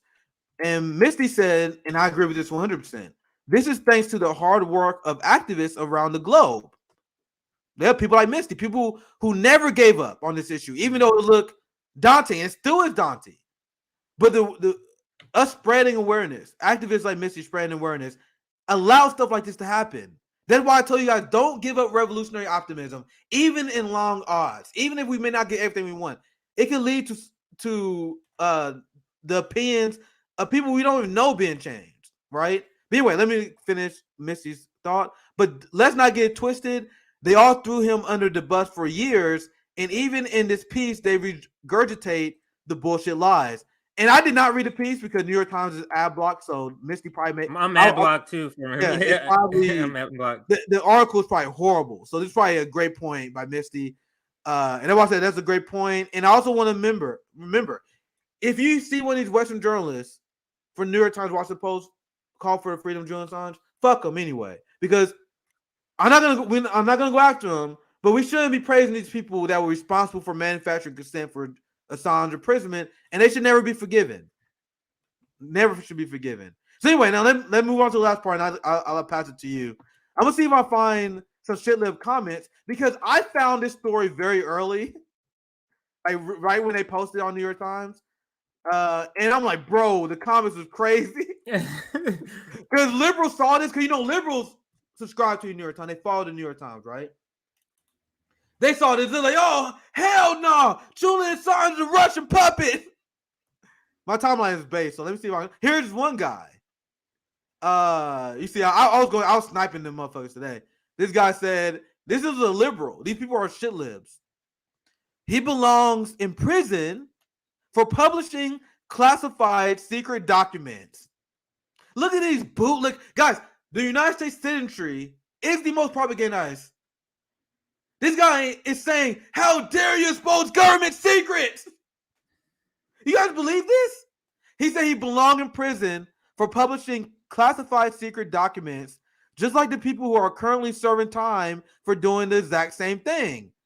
Anyone who is serving time for doing that is serving time illegally, sir. That's like that's the people who believe that law equals morality. In the 1800s, he's like, why you complain about lynching? That shit's legal. Yeah, we're strong when exactly. you niggas on the law. That's what Thomas would be doing. And so I brought up the obvious. That's my first of many ratios in that thread. Publishing isn't a crime. You fascist. And I explained why he's a fascist earlier. Now the last one I'm gonna show, because it also sums up the overall liberal meltdown, is this CIA guy. Oh, everyone getting into him now. This guy, before I got to him, was doing really well. By the way, now he's getting ratio, so I am pretty proud about that. I'll be honest. Cause I got to this shit earlier, and I simply replied to him, he's a fascist. This guy, John Cipher, former CIA. You guys see that? Former CIA, 246,000 followers. Now, guys, do you guys think this fucking guy have anything interesting to say? No. You guys see how the algorithm prop up these fucking CIA fascists and establishment bootlickers? This CIA guy, I told him he was a fascist. Now, I'm not reading this for no reason. I'm telling you, this is what this should be how we address these anti-free speech, liberal and conservative motherfuckers who are anti-Assange. Stop giving them the benefit of the doubt. They are fascists. So he said, I think not. Calling people names is kind of obnoxious though. So he goes to civility politics. CJ, see that? So then I was playing what I just said. Garbage. I'm not calling names. Fascists believe in cracking down on dissent using harsh regimentation of the law to punish people they consider to be enemies of the state. So once liberals use the term fascist as someone who disagrees with them. It's an insult. It means nothing. They see a Trump supporter, he's a fascist because he disagrees with me. I know the definition of fascism. We educated you guys on definition of fascist. This is what fascism is. U.S. propaganda made so people have no idea what fascism is. Capitalism radicalized people to the point where they don't even know they're fucking fascists. Fascists don't believe in a free press because they believe in cracking down on dissidents. And that is what John and all the CIA that is against Julian Assange, that is what they advocate for. And they've trained the public to go along with it, and you call it the misinformation. That's what we call it. They've trained the public to go along and be fine with it, like the freaking zombies we are as a collective group. It's terrible, Nick. Yeah, I'm gonna see if I can find. I pass to you. I'm gonna see if I can find. That give you an example of some of damn. Left Twitter took this thread over, guys. I saw this thread early. Also, remember my timeline is also manipulated, so I get more base tweets because of who I follow. But when I first saw this, this is one example. There's a ton of liberals in this thread at first, but I'm glad people took it over. This guy said, "No way, Jose. If Assange doesn't die in prison, everyone will feel free to disclose the dodgy U.S. dealings. That would be the worst precedent." What? This guy said, if we don't allow Julian Assange to rot in a cell, journalists would do the job of journalism and expose all corruption. You guys see this? Always gonna add this because I know people are. This may be a bot, it may not be a bot, but guys, people got program bots. Didn't see people send out bots. So if they send out bots to say this is the message they want to get out. So it's still relevant to me. You guys know what I mean? Bots are not created out of vacuum. Someone has to create them. And there got to be a purpose to them. So even if this guy not real, which I lean, there's no way he can be this dumb. No way. But even if he's not real, guys, this is the message they want us to believe in. No way he can be this dumb. Let me read it again. This is so ridiculous. If Assange doesn't die in prison, everyone will feel free to disclose dodgy U.S. dealings. That would be the worst precedent. Dude, what? And I swear to God, I know some people who now on Twitter maybe dude, there's no way to do drill. Guys, I see if you go on Twitter, if you're on Twitter, you guys know what I'm talking about. You see liberal tweets that is so dumb, you don't know if they're serious or not. Yeah. All the time. I'll be I don't know if this is serious or not, because this is some SNL just is this a meme? Sorry, CJ, I'm just having fun now because I'm trying to see what other comments I missed. The New York Times defense of Mr. Assange will be viewed in the same manner as his defense of Walter Duranty, also a servant in Moscow. Look at this. Go immediately to Russiagate. A far better precedent would be set were the Times to advocate a code of ethics for those who wish to be shielded as professional journalists. Guys, advocating. You can't brainwash people, and then when you say, "Oh, let me tell you the truth," the brainwashed people gonna turn on you. The one who brainwashed them with the first lie, they gonna turn on you and be like, "What's wrong with you, nigga? You told us this and got us all invested in this, and now you trying to say no big deal?" New York Times. Come on, man. I'm gonna explain one more concept about this. I'll pass it to you, CJ. This is fasci. This is fasci mentality. the idea of having professional journalists, what does that mean? And I'm trying to decolonize people's mind. I've been through a long process of doing this. Decolonize your mind. What does professional journalist mean? You went to a capitalist-approved education. You've been brainwashed to believe a certain ideology, so you're official. Repeat after me. And this is the pro-democracy take. And this is what free speech is supposed to mean. Anyone who can share information to anyone is a citizen journalist. Anyone can engage in journalism. Why do you guys think I call myself a citizen journalist? Because I can share a story. Anyone who can share a story is a journalist. It's upon us to raise awareness and educate each other. And if we have ability to make media outlets, we should do that. That is the fourth estate. People who advocate for professional journalists, they are advocating for the worst of state media. So you got to go through the approved training, you got to have the approved ideology, and only then you're a journalist. This is deeply fascistic.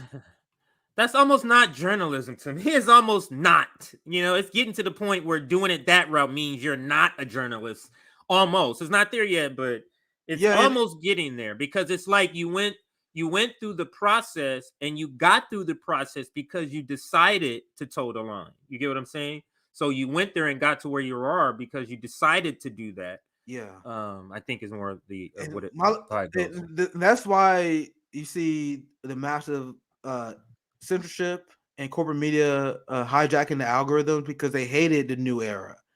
Look at all the gatekeeping classes, even on the left at RBN. Who are you? What college do you go to? Or are you guys educated? They see.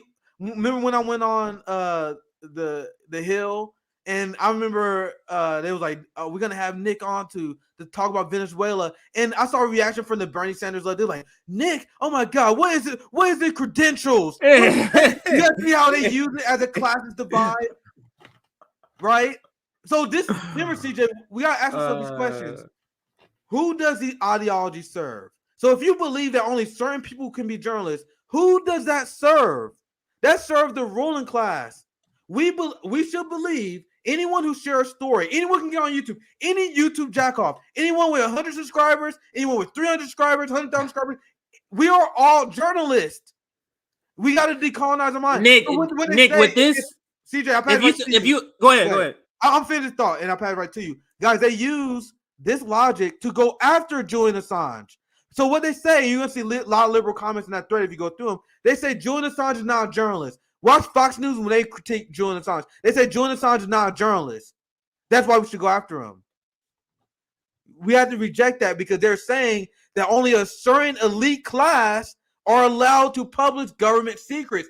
This is deeply dangerous and against democracy. I'm sorry, TJ, I just want to add but it is deeply dangerous, because let's apply it.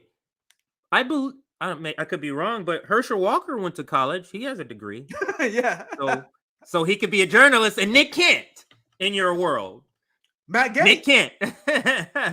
But Herschel Walker can be one, though, using this application, right? Dude, guys, that's people hate my guts. I had a Substack. Hey, especially when I started speaking out against Bernie. I was selling cars. I was just hustling, barely to get by.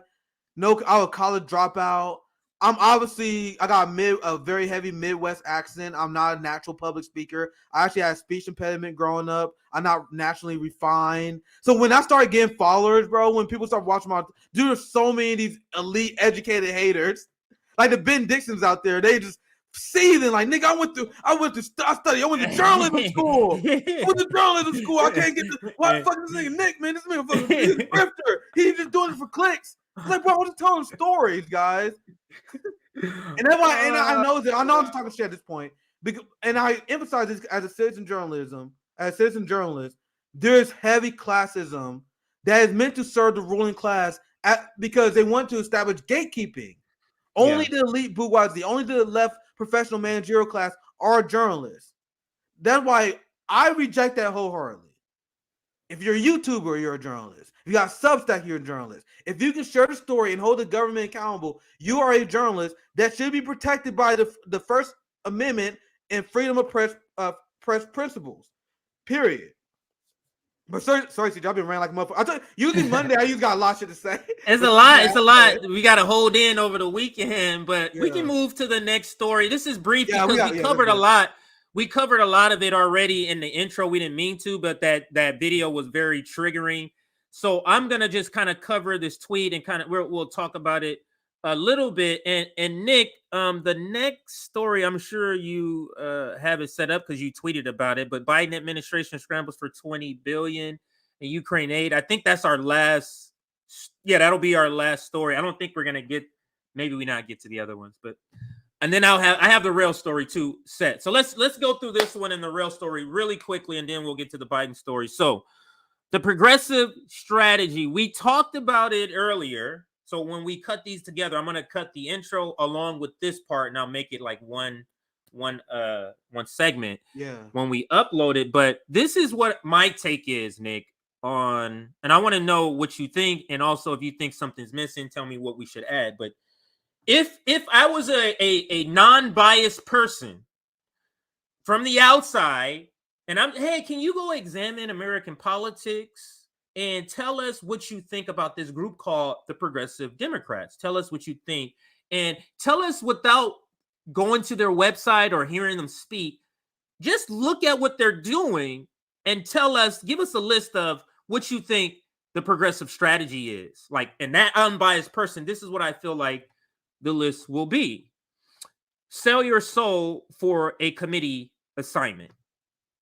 Is that untrue? I don't think that's untrue. So vote. Yeah, go ahead. I saw this tweet. This tweet was a banger. I'll let you break it down though. I'll let you break it down. Yeah, and then vote like a corporate Democrat. And you briefly in passing mentioned how AOC votes very closely to how Joe Crowley voted, the person she supported. And then ask yourself this question with this second point. Ask yourself this question. If you replaced all of the squad with corporate Democrats, what legislation would be different? What? Ask yourself that question. Let's move on. These are devastating questions. I'm saying these are questions. These are the reason why they block us, guys. The people who defend the Justice Democrats, they just say, "Oh my God, RBN are grifters. They just want you to be depowered through electoral politics," but they never address these points on how your strategy failed. So I love it. Go ahead, CJ. Yes, it's powerful. Never directly challenge leadership, and that means saying we need to do something about the crime bill, but not saying Joe Biden. Doing this type of thing. Not Congress needs to do this, but not specifically calling out Chuck Schumer, Joe Biden, and Nancy Pelosi, the leaders who are actually in power. That's like indirectly, never directly challenging leadership. What? Oh, let me scroll up a little bit. Next one. Never rally your millions of followers for direct action. I think this is, for me, one of the big ones. Because let's say they did all the other stuff. Let's say they voted for Ukraine. They did all of that. If they did all that, but you know what they could do by rallying their millions of followers? We could have a $25 minimum wage. You mean to tell me AOC and Bernie Sanders couldn't get millions of people to show up? You ever heard of Million Man March when the black men showed up?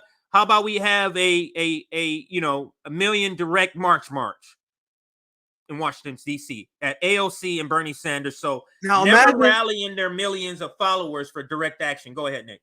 And I'm gonna add something to that point too. Imagine if they amplified other existing outside game left protests. Mm-hmm. For example, not a single one of them tweeted about Medicare for all in the Medicare for all march that we had. And then a lot of people who defend the squad, they were like, "Oh my God, look at this 50-city march for Medicare for all. They didn't have millions of people in the street." Maybe we would have if we had Bernie and AOC helping us. Maybe we had a professional managerial class like TYT helping us. Maybe we could have. Maybe I wouldn't be more inclined to criticize AOC and the squad if they at least helped us on our goals. Like they did some shit on the side. You can say I'm an asshole for criticizing them. Oh, come on, Nick. At least they helped us with that. You guys can't even say that. Yeah, that's the point. Yeah, they can't even say that. They can't even say that. Like at least they would be able to say, "Oh, you didn't see that march they did, and they got Amazon, and they helped Amazon push to get another warehouse. You didn't see how they got 100,000 people to show up." There, you'll never hear that. But let's move to the next one. Only critique Republicans even when Democrats do the same thing, kids in cages. I mean, we can list off or ramble off a bunch of things. Kids in cages. I mean, I'm not even gonna rant on Israel, like everything, war, like everything. We just ramble off a bunch of stuff. That's really like the theme. That's like the theme of so many of my segments. It's like, anyways, go ahead, CJ. All right, so there is a second part here. Let me see if it make it bigger. Yeah, it makes it bigger. So reject all ideas that comes from the base who put you in office. That might be a big one that we're feeling now. We felt with FTV. Go ahead. I'm gonna highlight this comment because it's actually a pretty good point. That's kind of counter to ours, not really, but this is from Jennifer Lee. Always good comment. They say it's better that they don't help. They're phonies, and it's better that they are clear. And the thing is, that kind of counter to what we were saying, but I also get what you're saying. That's definitely a good point. CJ, no, what it does? No. I think these are both. It's that they're rejecting our ideas because they're phony, so they're kind of connected, right? Yeah, so that's so the rejection of it is proving that they're phony. Yes. Yeah. To that point, AOC is as unpopular as Nancy Pelosi because the route she took. So now let's think about hypotheticals here. So if AOC from day one was engaged in the outside game, helping the outside left, she wouldn't be as toxic and as poison as she is now, right? She got her reputation because of her hatred of the outside game. If she engaged with the outside game instead of phony red-blue bullshit, she'd be the most popular politician in the country, right? But she's not. So she is right. Jennifer is right that she is toxic now because we all know that AOC is a fraud. So she's right. But for a few reasons there. But go ahead, CJ. All right. So next one, we talked about this, and it's just a reoccurring thing now. With this is their new, like every new progressive, never bring up BDS or don't support it at all or actively be against it. Like all of that is the same sort of a category. Right, strongly worded letters. So I just had one, and that wasn't even strongly worded. We just had one. We just had a letter like a couple of weeks ago that like BJG got into a fight online with a freaking ex State Department guy over this. I had to really emphasize that one because that's such a good point, CJ. Because the only things that the squad ever does that is worth note, that is worth a half a shit of praise, is when they write a letter. They go, no, we are concerned about this thing that activists been raising concerns about for quite some time. Now we're gonna write a letter about it and not do anything else. Good point, CJ. Go ahead. Now some of these, I had to stop. I just stopped with 2 tweets. Like I could go on and on, but never put pressure on Democratic leadership for the progressive policies you want. Like don't force the vote. Don't say, hey, if you don't do this, you're not going to get my vote. Don't do any of that. Give Biden an A when he deserves an F. I mean, Pramila Jayapal, we see every time she's on there. He's doing great. And Ro Khanna. AOC still does it. To this day. She don't say the A thing, but she had an interview recently before the midterms. I think I covered it. I do so many segments, I'll be forgetting sometimes. But I think I covered it where she did an interview where she was like, yeah, I think Biden's doing a great job. Yeah, the people who criticize Biden, they're not being fair. So it's not. She did say the A part of Pramila, but she still to this day does that thing where she said, "Yeah, actually, when you look at progressive policies, Biden's very respected." She still to this day says that. Oh my god, man! So and then the last adding to your points because these points are this is literally exactly all the arguments I have against. This is all the arguments. So. Yeah. Be quiet about kids in cages. This is more of just a specific example of one of the other check marks. But do you have any? I know I didn't do all of them because I just stopped with 2 tweets. Yeah. Do you have any you can think off the top of your head? Not anything in depth, but off the top of your head that's missing. The only thing I can add, because you covered it pretty comprehensively. What I got to add is not really a bullet point; it's a concept, right? So one of the reasons why you know the Justice Democrats failed. And they know they don't care that they failed. Let's follow their logic. And I'm going to show you guys how ridiculous their logic is. Their logic is, if we vote for Nancy Pelosi for speaker, they will be nicer to us. Thus, if they're nicer to us, they'll be more likely to engage in progressive policies. Hell, if we vote for Nancy Pelosi and we be nice to these people, we may even get a committee assignment. Then After voting for Nancy Pelosi, after voting for all the wars, after doing everything they said, they still were stripped from their committee assignments. Still was stripped. So, and then when they were stripped from their committee assignments, did they reassess? Did they look back like, yo, that strategy we have being nice didn't work. Maybe we should ramp up the pressure. No, they took them off the committee assignments, and then they still bootlicked for them. So now let's psychoanalyze this. Okay, so their strategy is, if we are nice to them and we sell out on a few things that we think we can get away with, like if we can sell out the Palestinians, and we vote for the U.S. Domestic Terrorism Act, and we vote to send weapons to Nazis in Ukraine, and we vote for weapons to Taiwan, if we do that, then the party will be more likely to implement progressive policies. How has that gone? Biden reversed on every single one of the policies that he put on the Progressive Unity Squad. I know you guys probably forgot about that because remember when that was a thing? The Progressive Unity Squad, and they came up with this list of policies like the public option, increased minimum wage. Biden did none of that shit. None of it. None of it. So the strategy of selling out on foreign policy in order to get domestic policy gains has been completely unsuccessful. But they still do it. So the fact that they still do it when they've been proven to fail is how you know it's not like a oops, I accidentally got a bad strategy. They are, like you said before, they are meant to lose. They are meant to engage in dumb strategies, like not putting pressure on the House Speaker. Now the Republican Party is exposing these people. Now that the far right is putting pressure on Kevin McCarthy, they're doing the thing that we asked them to, the squad, to do to the Democratic Party. You want to know why they do it? Because the far right, they don't have the shackle on them. They are allowed to win. So they can do stuff like that. Right. They tell AOC Squad, you're not allowed to win, so do not engage in effective strategies. So that's why they don't do those things on the list, like organize and mobilize their followers. The right does. And they do that whenever the right does. They say, oh my God, Trump is invited Nick Fuentes. Oh my God, Trump is getting cozy up to the Proud Boys. That Trump responded to his base. Americans. This is your country. Right. So even if you hate that, they are doing something that the left doesn't do because they don't want to win. I explained it enough. Go ahead, CJ. Go ahead, if anything. I think we can cut it there since we have the first part that we're gonna match together. I think we can cut that segment. Let's make sure we do this. This will be you quick. do your next story, and I'll take my next story for next live.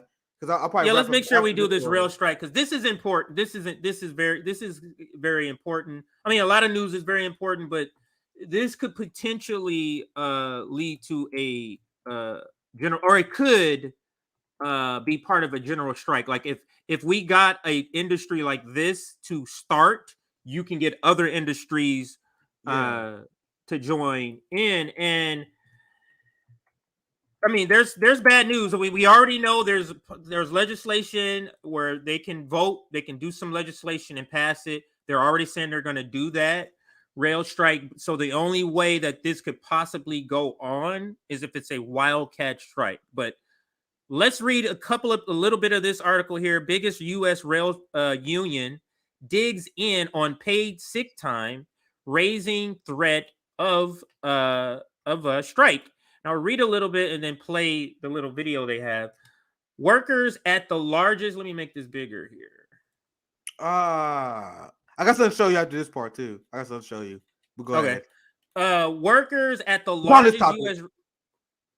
Workers at the largest rail union voted against a tentative contract deal reached in September, raising the possibility of a year-end strike that could cause significant damage to the U.S. economy and strain vital shipments of food and fuel. Train and engine service members of the transportation division of the International Association of Sheet, Metal, Air, Rail, and Transportation Workers, otherwise known as SMART TD, narrowly voted to reject the deal. That unit, which includes conductors, brakemen, and other workers, joined 3 other unions in rejecting a deal brokered via a board appointed by the U.S. President Joe Biden. Quote, there's a lot of anger about paid sick leave among the membership who, end quote, who keeps goods flowing through the early days of the COVID pandemic, said Seth Harris, a professor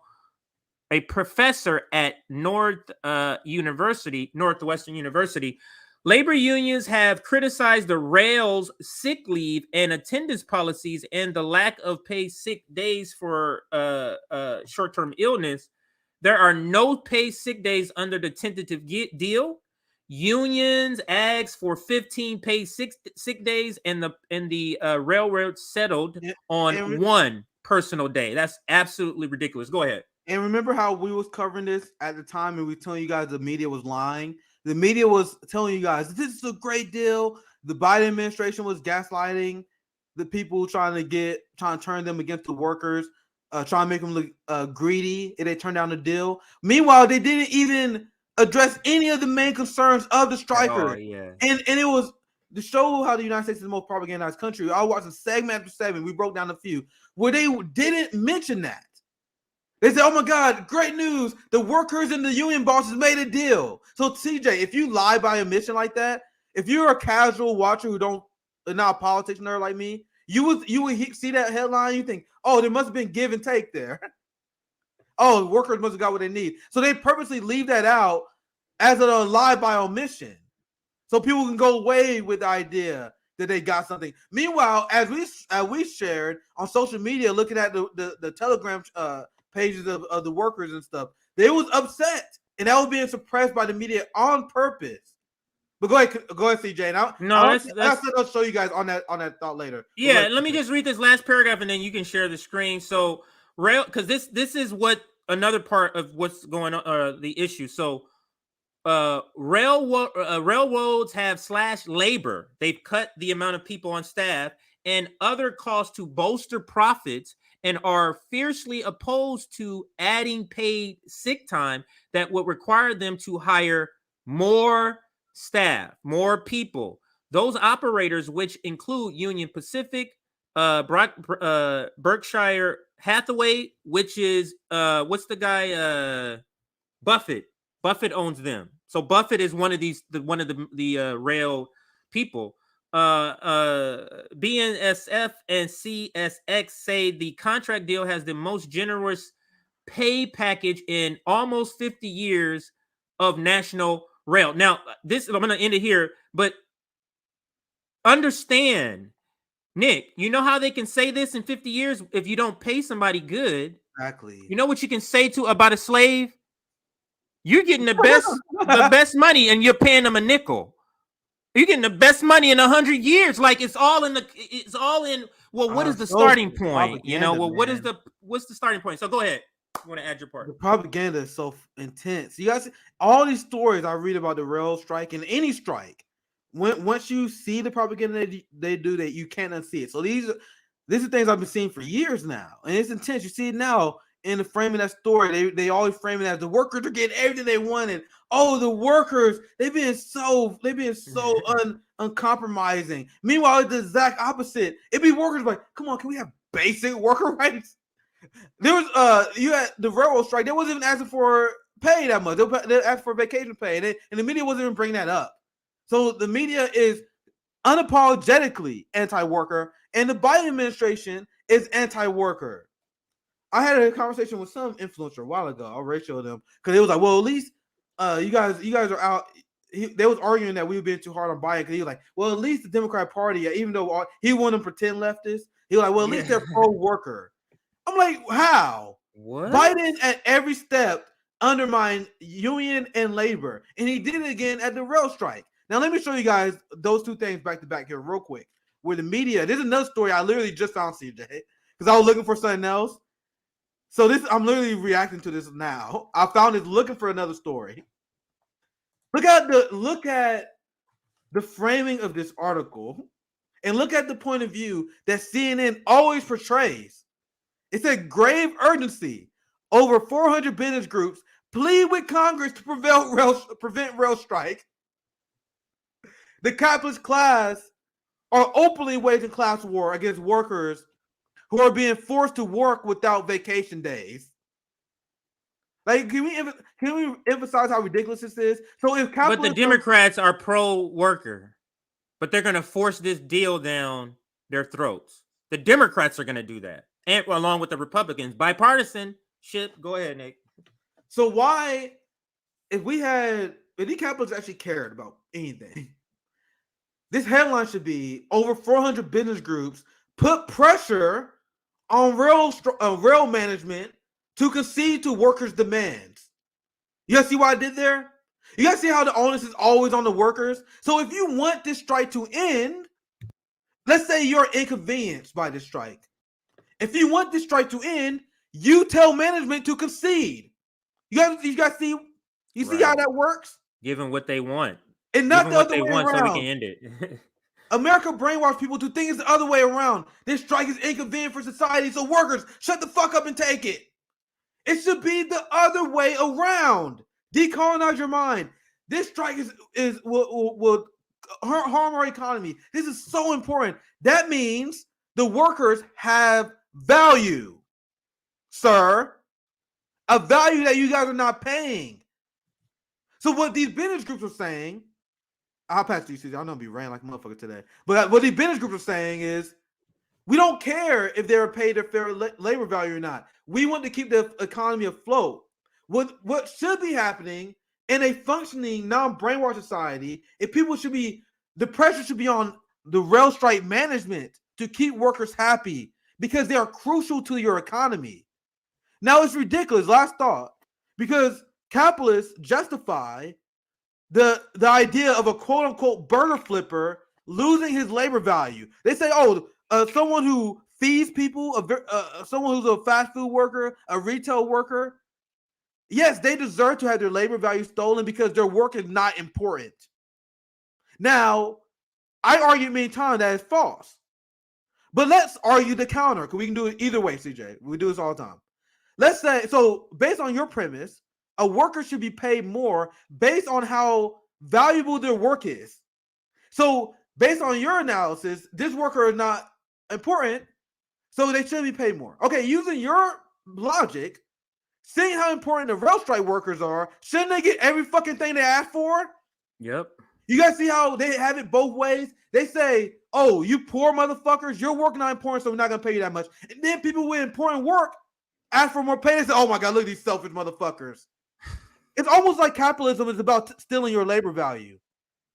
Almost. That's what it's about. That's the way they make profit. Now, these are rail companies that are making money, and giving these days off, they don't want to hire no more people, because you know what capitalism does. When you saturate the market, you have to start cutting costs in order to now make profits. You have to cut costs. You cut this, you cut that. You ever been working somewhere and they're like, oh, we have to cut back on tissue. Oh, we have to cut back on pens. Oh, because this is the problem with capitalism. And Michael Perinelli, that video we always play, talks about this. When you saturate the market, you have to go abroad and build and try to hunt or harvest more markets. And once that happens, once you've saturated that, then you have to start cutting back on labor. And you know what's another thing about this story I forgot to mention? In some cases, they want to have one person on these trains. They cut that labor back that much, that they're going to have one person, no backup. The person can have a heart attack. The person can do anything could happen. They don't want that. It is amazing that people aren't in the streets about this to me. Yeah. Go ahead. I've been ranting like a motherfucker. You guys see how capitalism ruins everything? Because now you see there's a shortage on workers. You have the workers there saying that it's not safe. Why they do that? They do that so they can save money. And any complaint that you have on this society goes back to capitalism. Sucks. And I'm not talking about big complaints. I'm talking about small complaints. You know, those small inconveniences in your life? Damn, man, why movies suck now? Capitalism. They cutting corners. Well, oh my God, man, our service here sucks, man. The workers always getting our order wrong because they're not motivated, because they're being screwed. They understaffed. And all the problems that we see in our society is because capitalism cuts corners to maximize profits. And now they're cutting corners. Go ahead. I'm sorry, I thought you were stopped. Sorry. Go ahead, CJ. But they're cutting corner on safety, because that was, as you mentioned, CJ, that was another big concern with rail strikes. So you lose quality on safety, you lose quality on products. Right. Our food don't taste as well. Like they would cheapen your products to save money. They cheapen the quality of your products. So I'm talking about even these are small first world problems. They come from the degradation of businesses based on how employees are treated. Why do you think people dread going to Walmart? Because the employees don't give a fuck about being nice. They getting paid like shit. They don't maintain the business. Because why would you be motivated to do so? So this lowering of quality of life and quality of products we get is the result of the greed that comes from capitalism because they're not rewarding their workers.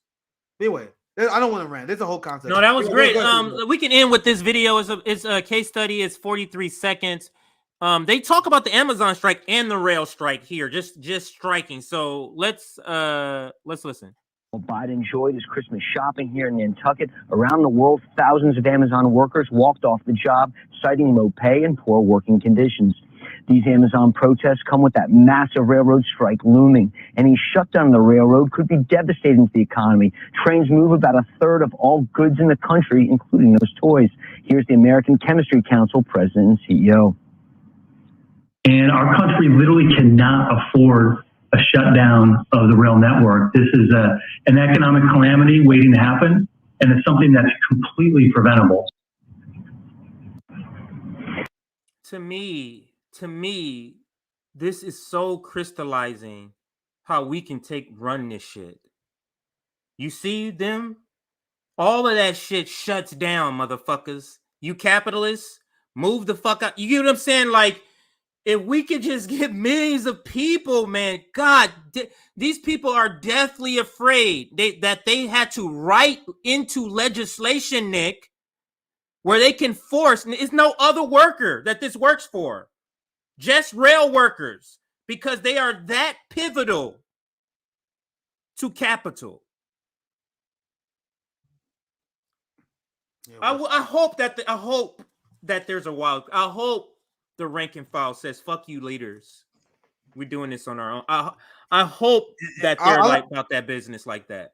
I like to maintain revolutionary optimism, so I really hope that this is a start. Like, and I always say that because I'm optimistic. So when I saw the potential of an NBA strike, when I saw the George Floyd problem, like, man, I really hope this starts something.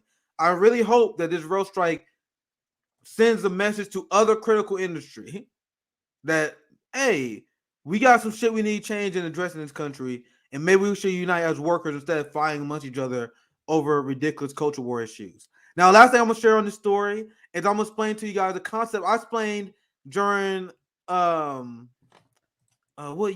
strike was that? The Democrat Party, the Amazon protest. So I did a story, I did a segment months ago. Remember how the Democrat Party was trying to take the win? I'll get to this part later. They were trying to take the Amazon union victory as their own win. But I was explaining how the Biden administration was undermining the Amazon unionization efforts because Biden broke his campaign pledge where he gave federal contracts to Amazon while they were fighting a union. Right. So while doing that, you were giving Amazon an incentive and you're giving them money and resources to outlast the workers. Biden knows exactly what he's doing. That is why that's one of the things they promised, but they never follow through on. They say, oh, I'm pro-union, so if you guys go through union negotiations, they won't get federal contracts. That's a watered-down promise that he stole from Bernie, right? So he broke that promise, gave Amazon union contracts that undermine the workers. So if you are a pro-worker president, which I know it sounds crazy because we never had one here, ever. And I'm going to explain to you guys why.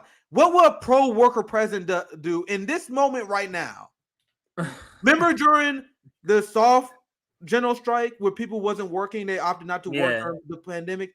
If you are a pro-worker politician, it is at that time that you double down on giving unemployment benefits.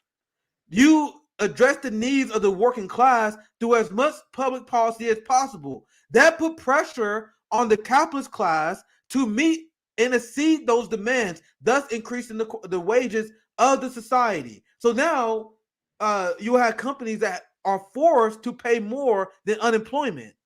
But what we did in our country, because we never had pro-worker politicians, they purposely set unemployment lower than what you will make. That makes it so the worker loses their leverage. Right. So if you have a government that's pro-worker, the pro-worker government would do anything possible to increase the leverage of the worker.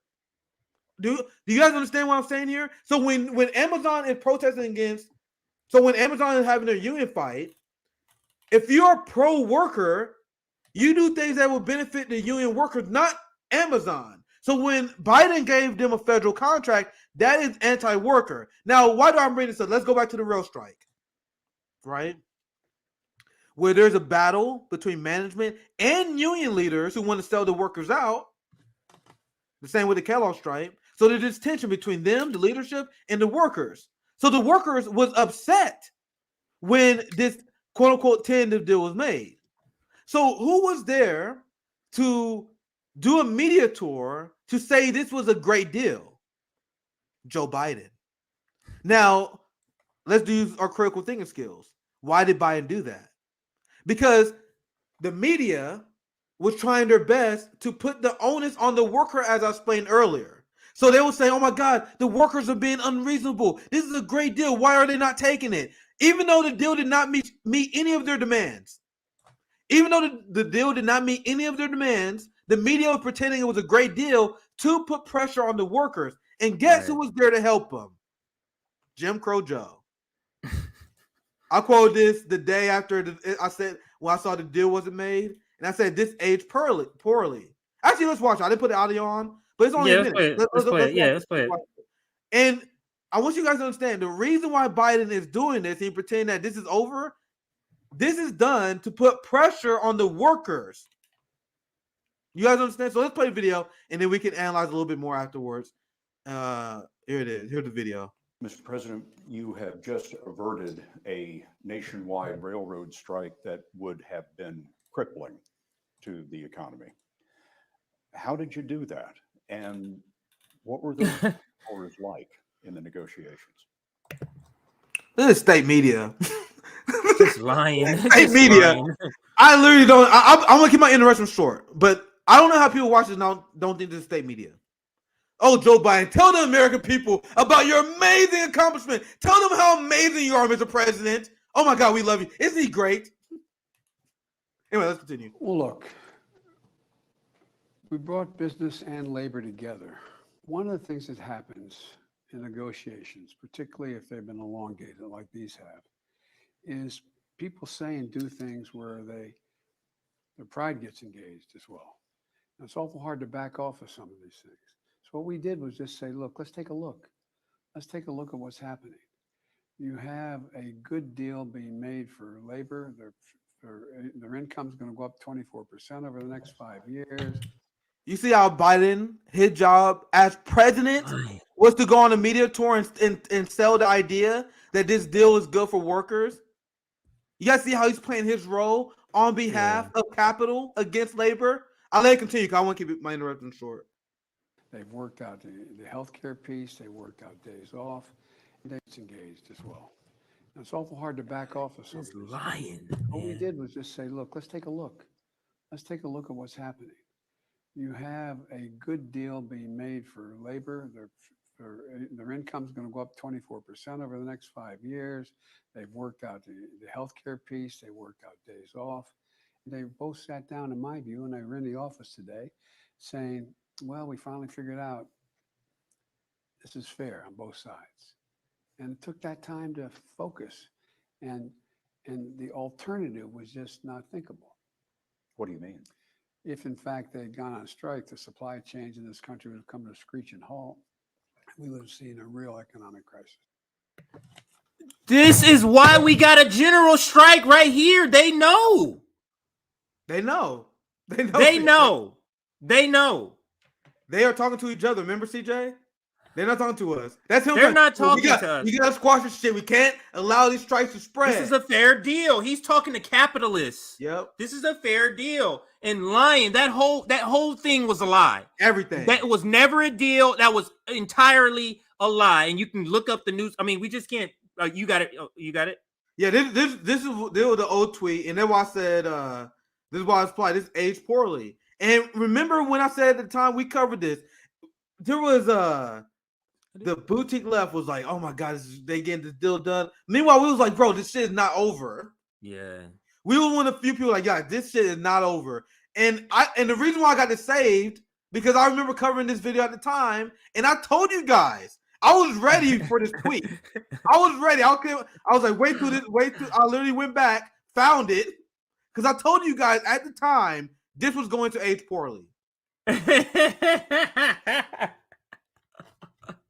wasn't hard. It's like, why do you think on day 79 years and 300, why is he all of a sudden deciding to work for workers? Why would that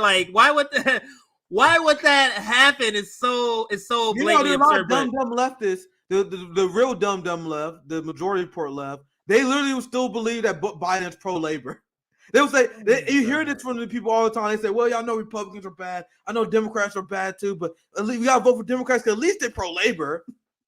They're the dumbest people, I swear to God. Go ahead, all right, I think we're gonna, or at least I gotta head out. We can wrap. Yeah, we can wrap. So the Biden administration trying to account for the $20 billion in Ukraine. That's the only story. No, the other one, the other New York Times story. Now they're trying to pretend like they haven't been propagating propaganda. They're trying to act like they haven't been doing that. Or crime. Yeah, we can cover that. We can probably cover that in maybe Nick and CJ Wednesday or Thursday. Yeah, exactly. We got plenty of content. We got plenty of content. We'll push those. I just want to show you this headline. I don't want to go into this because I don't have the time. But guess who's forcing the vote today? They came out just now breaking right now, like an hour ago. I got it from BJG, Brianna Joy Gray. She was like, look who's forcing the vote. 5 Republicans publicly oppose McCarthy's speakership bid, putting ascension to leadership in jeopardy. They're going to extract what the fuck they want. And look at this shit here, Nick.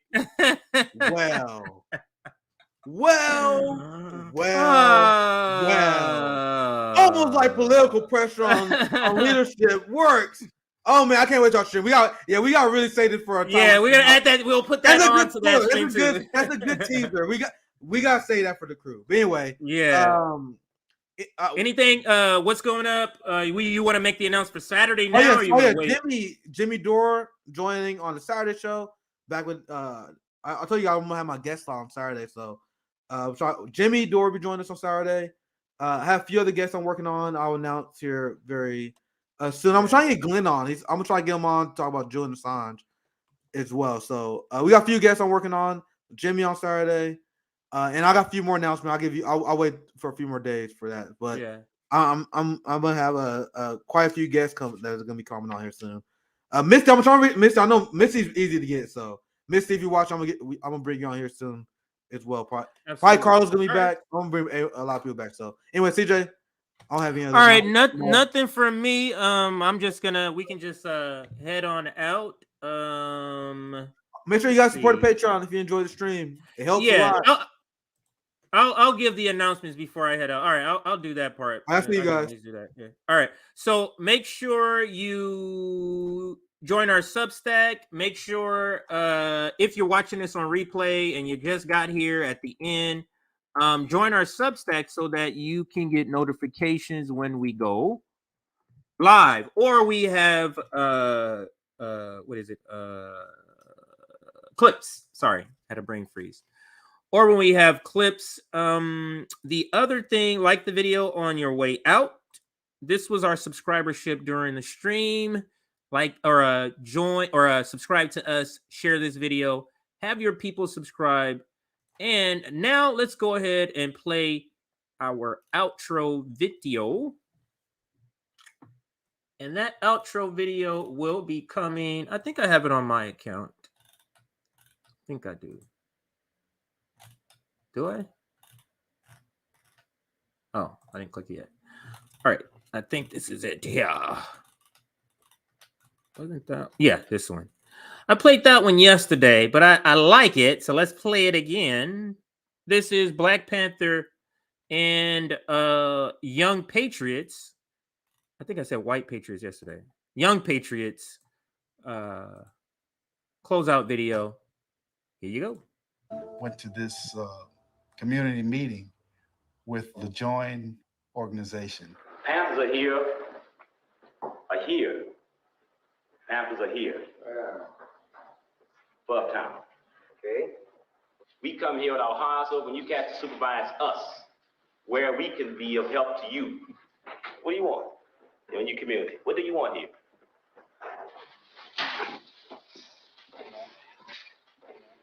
Are you afraid of pay? You want to take berets off, man, or what? There were a lot of suspicions about the Black Panthers, that they were gun-carrying terrorists. It was a scenario that I had never been in before. I see some guys with Confederate flag patches. I was a little concerned. The thing we got to deal with is concept of poverty, man. We got to do reach color things. See, The building's not fit for dogs to live in, but humans having to pay $144 a month for the thing. They sell the building, to new ownership. What we need is understanding among the people, coalition between the people to stick together and take them owners and put them over here in the lake somewhere. right on.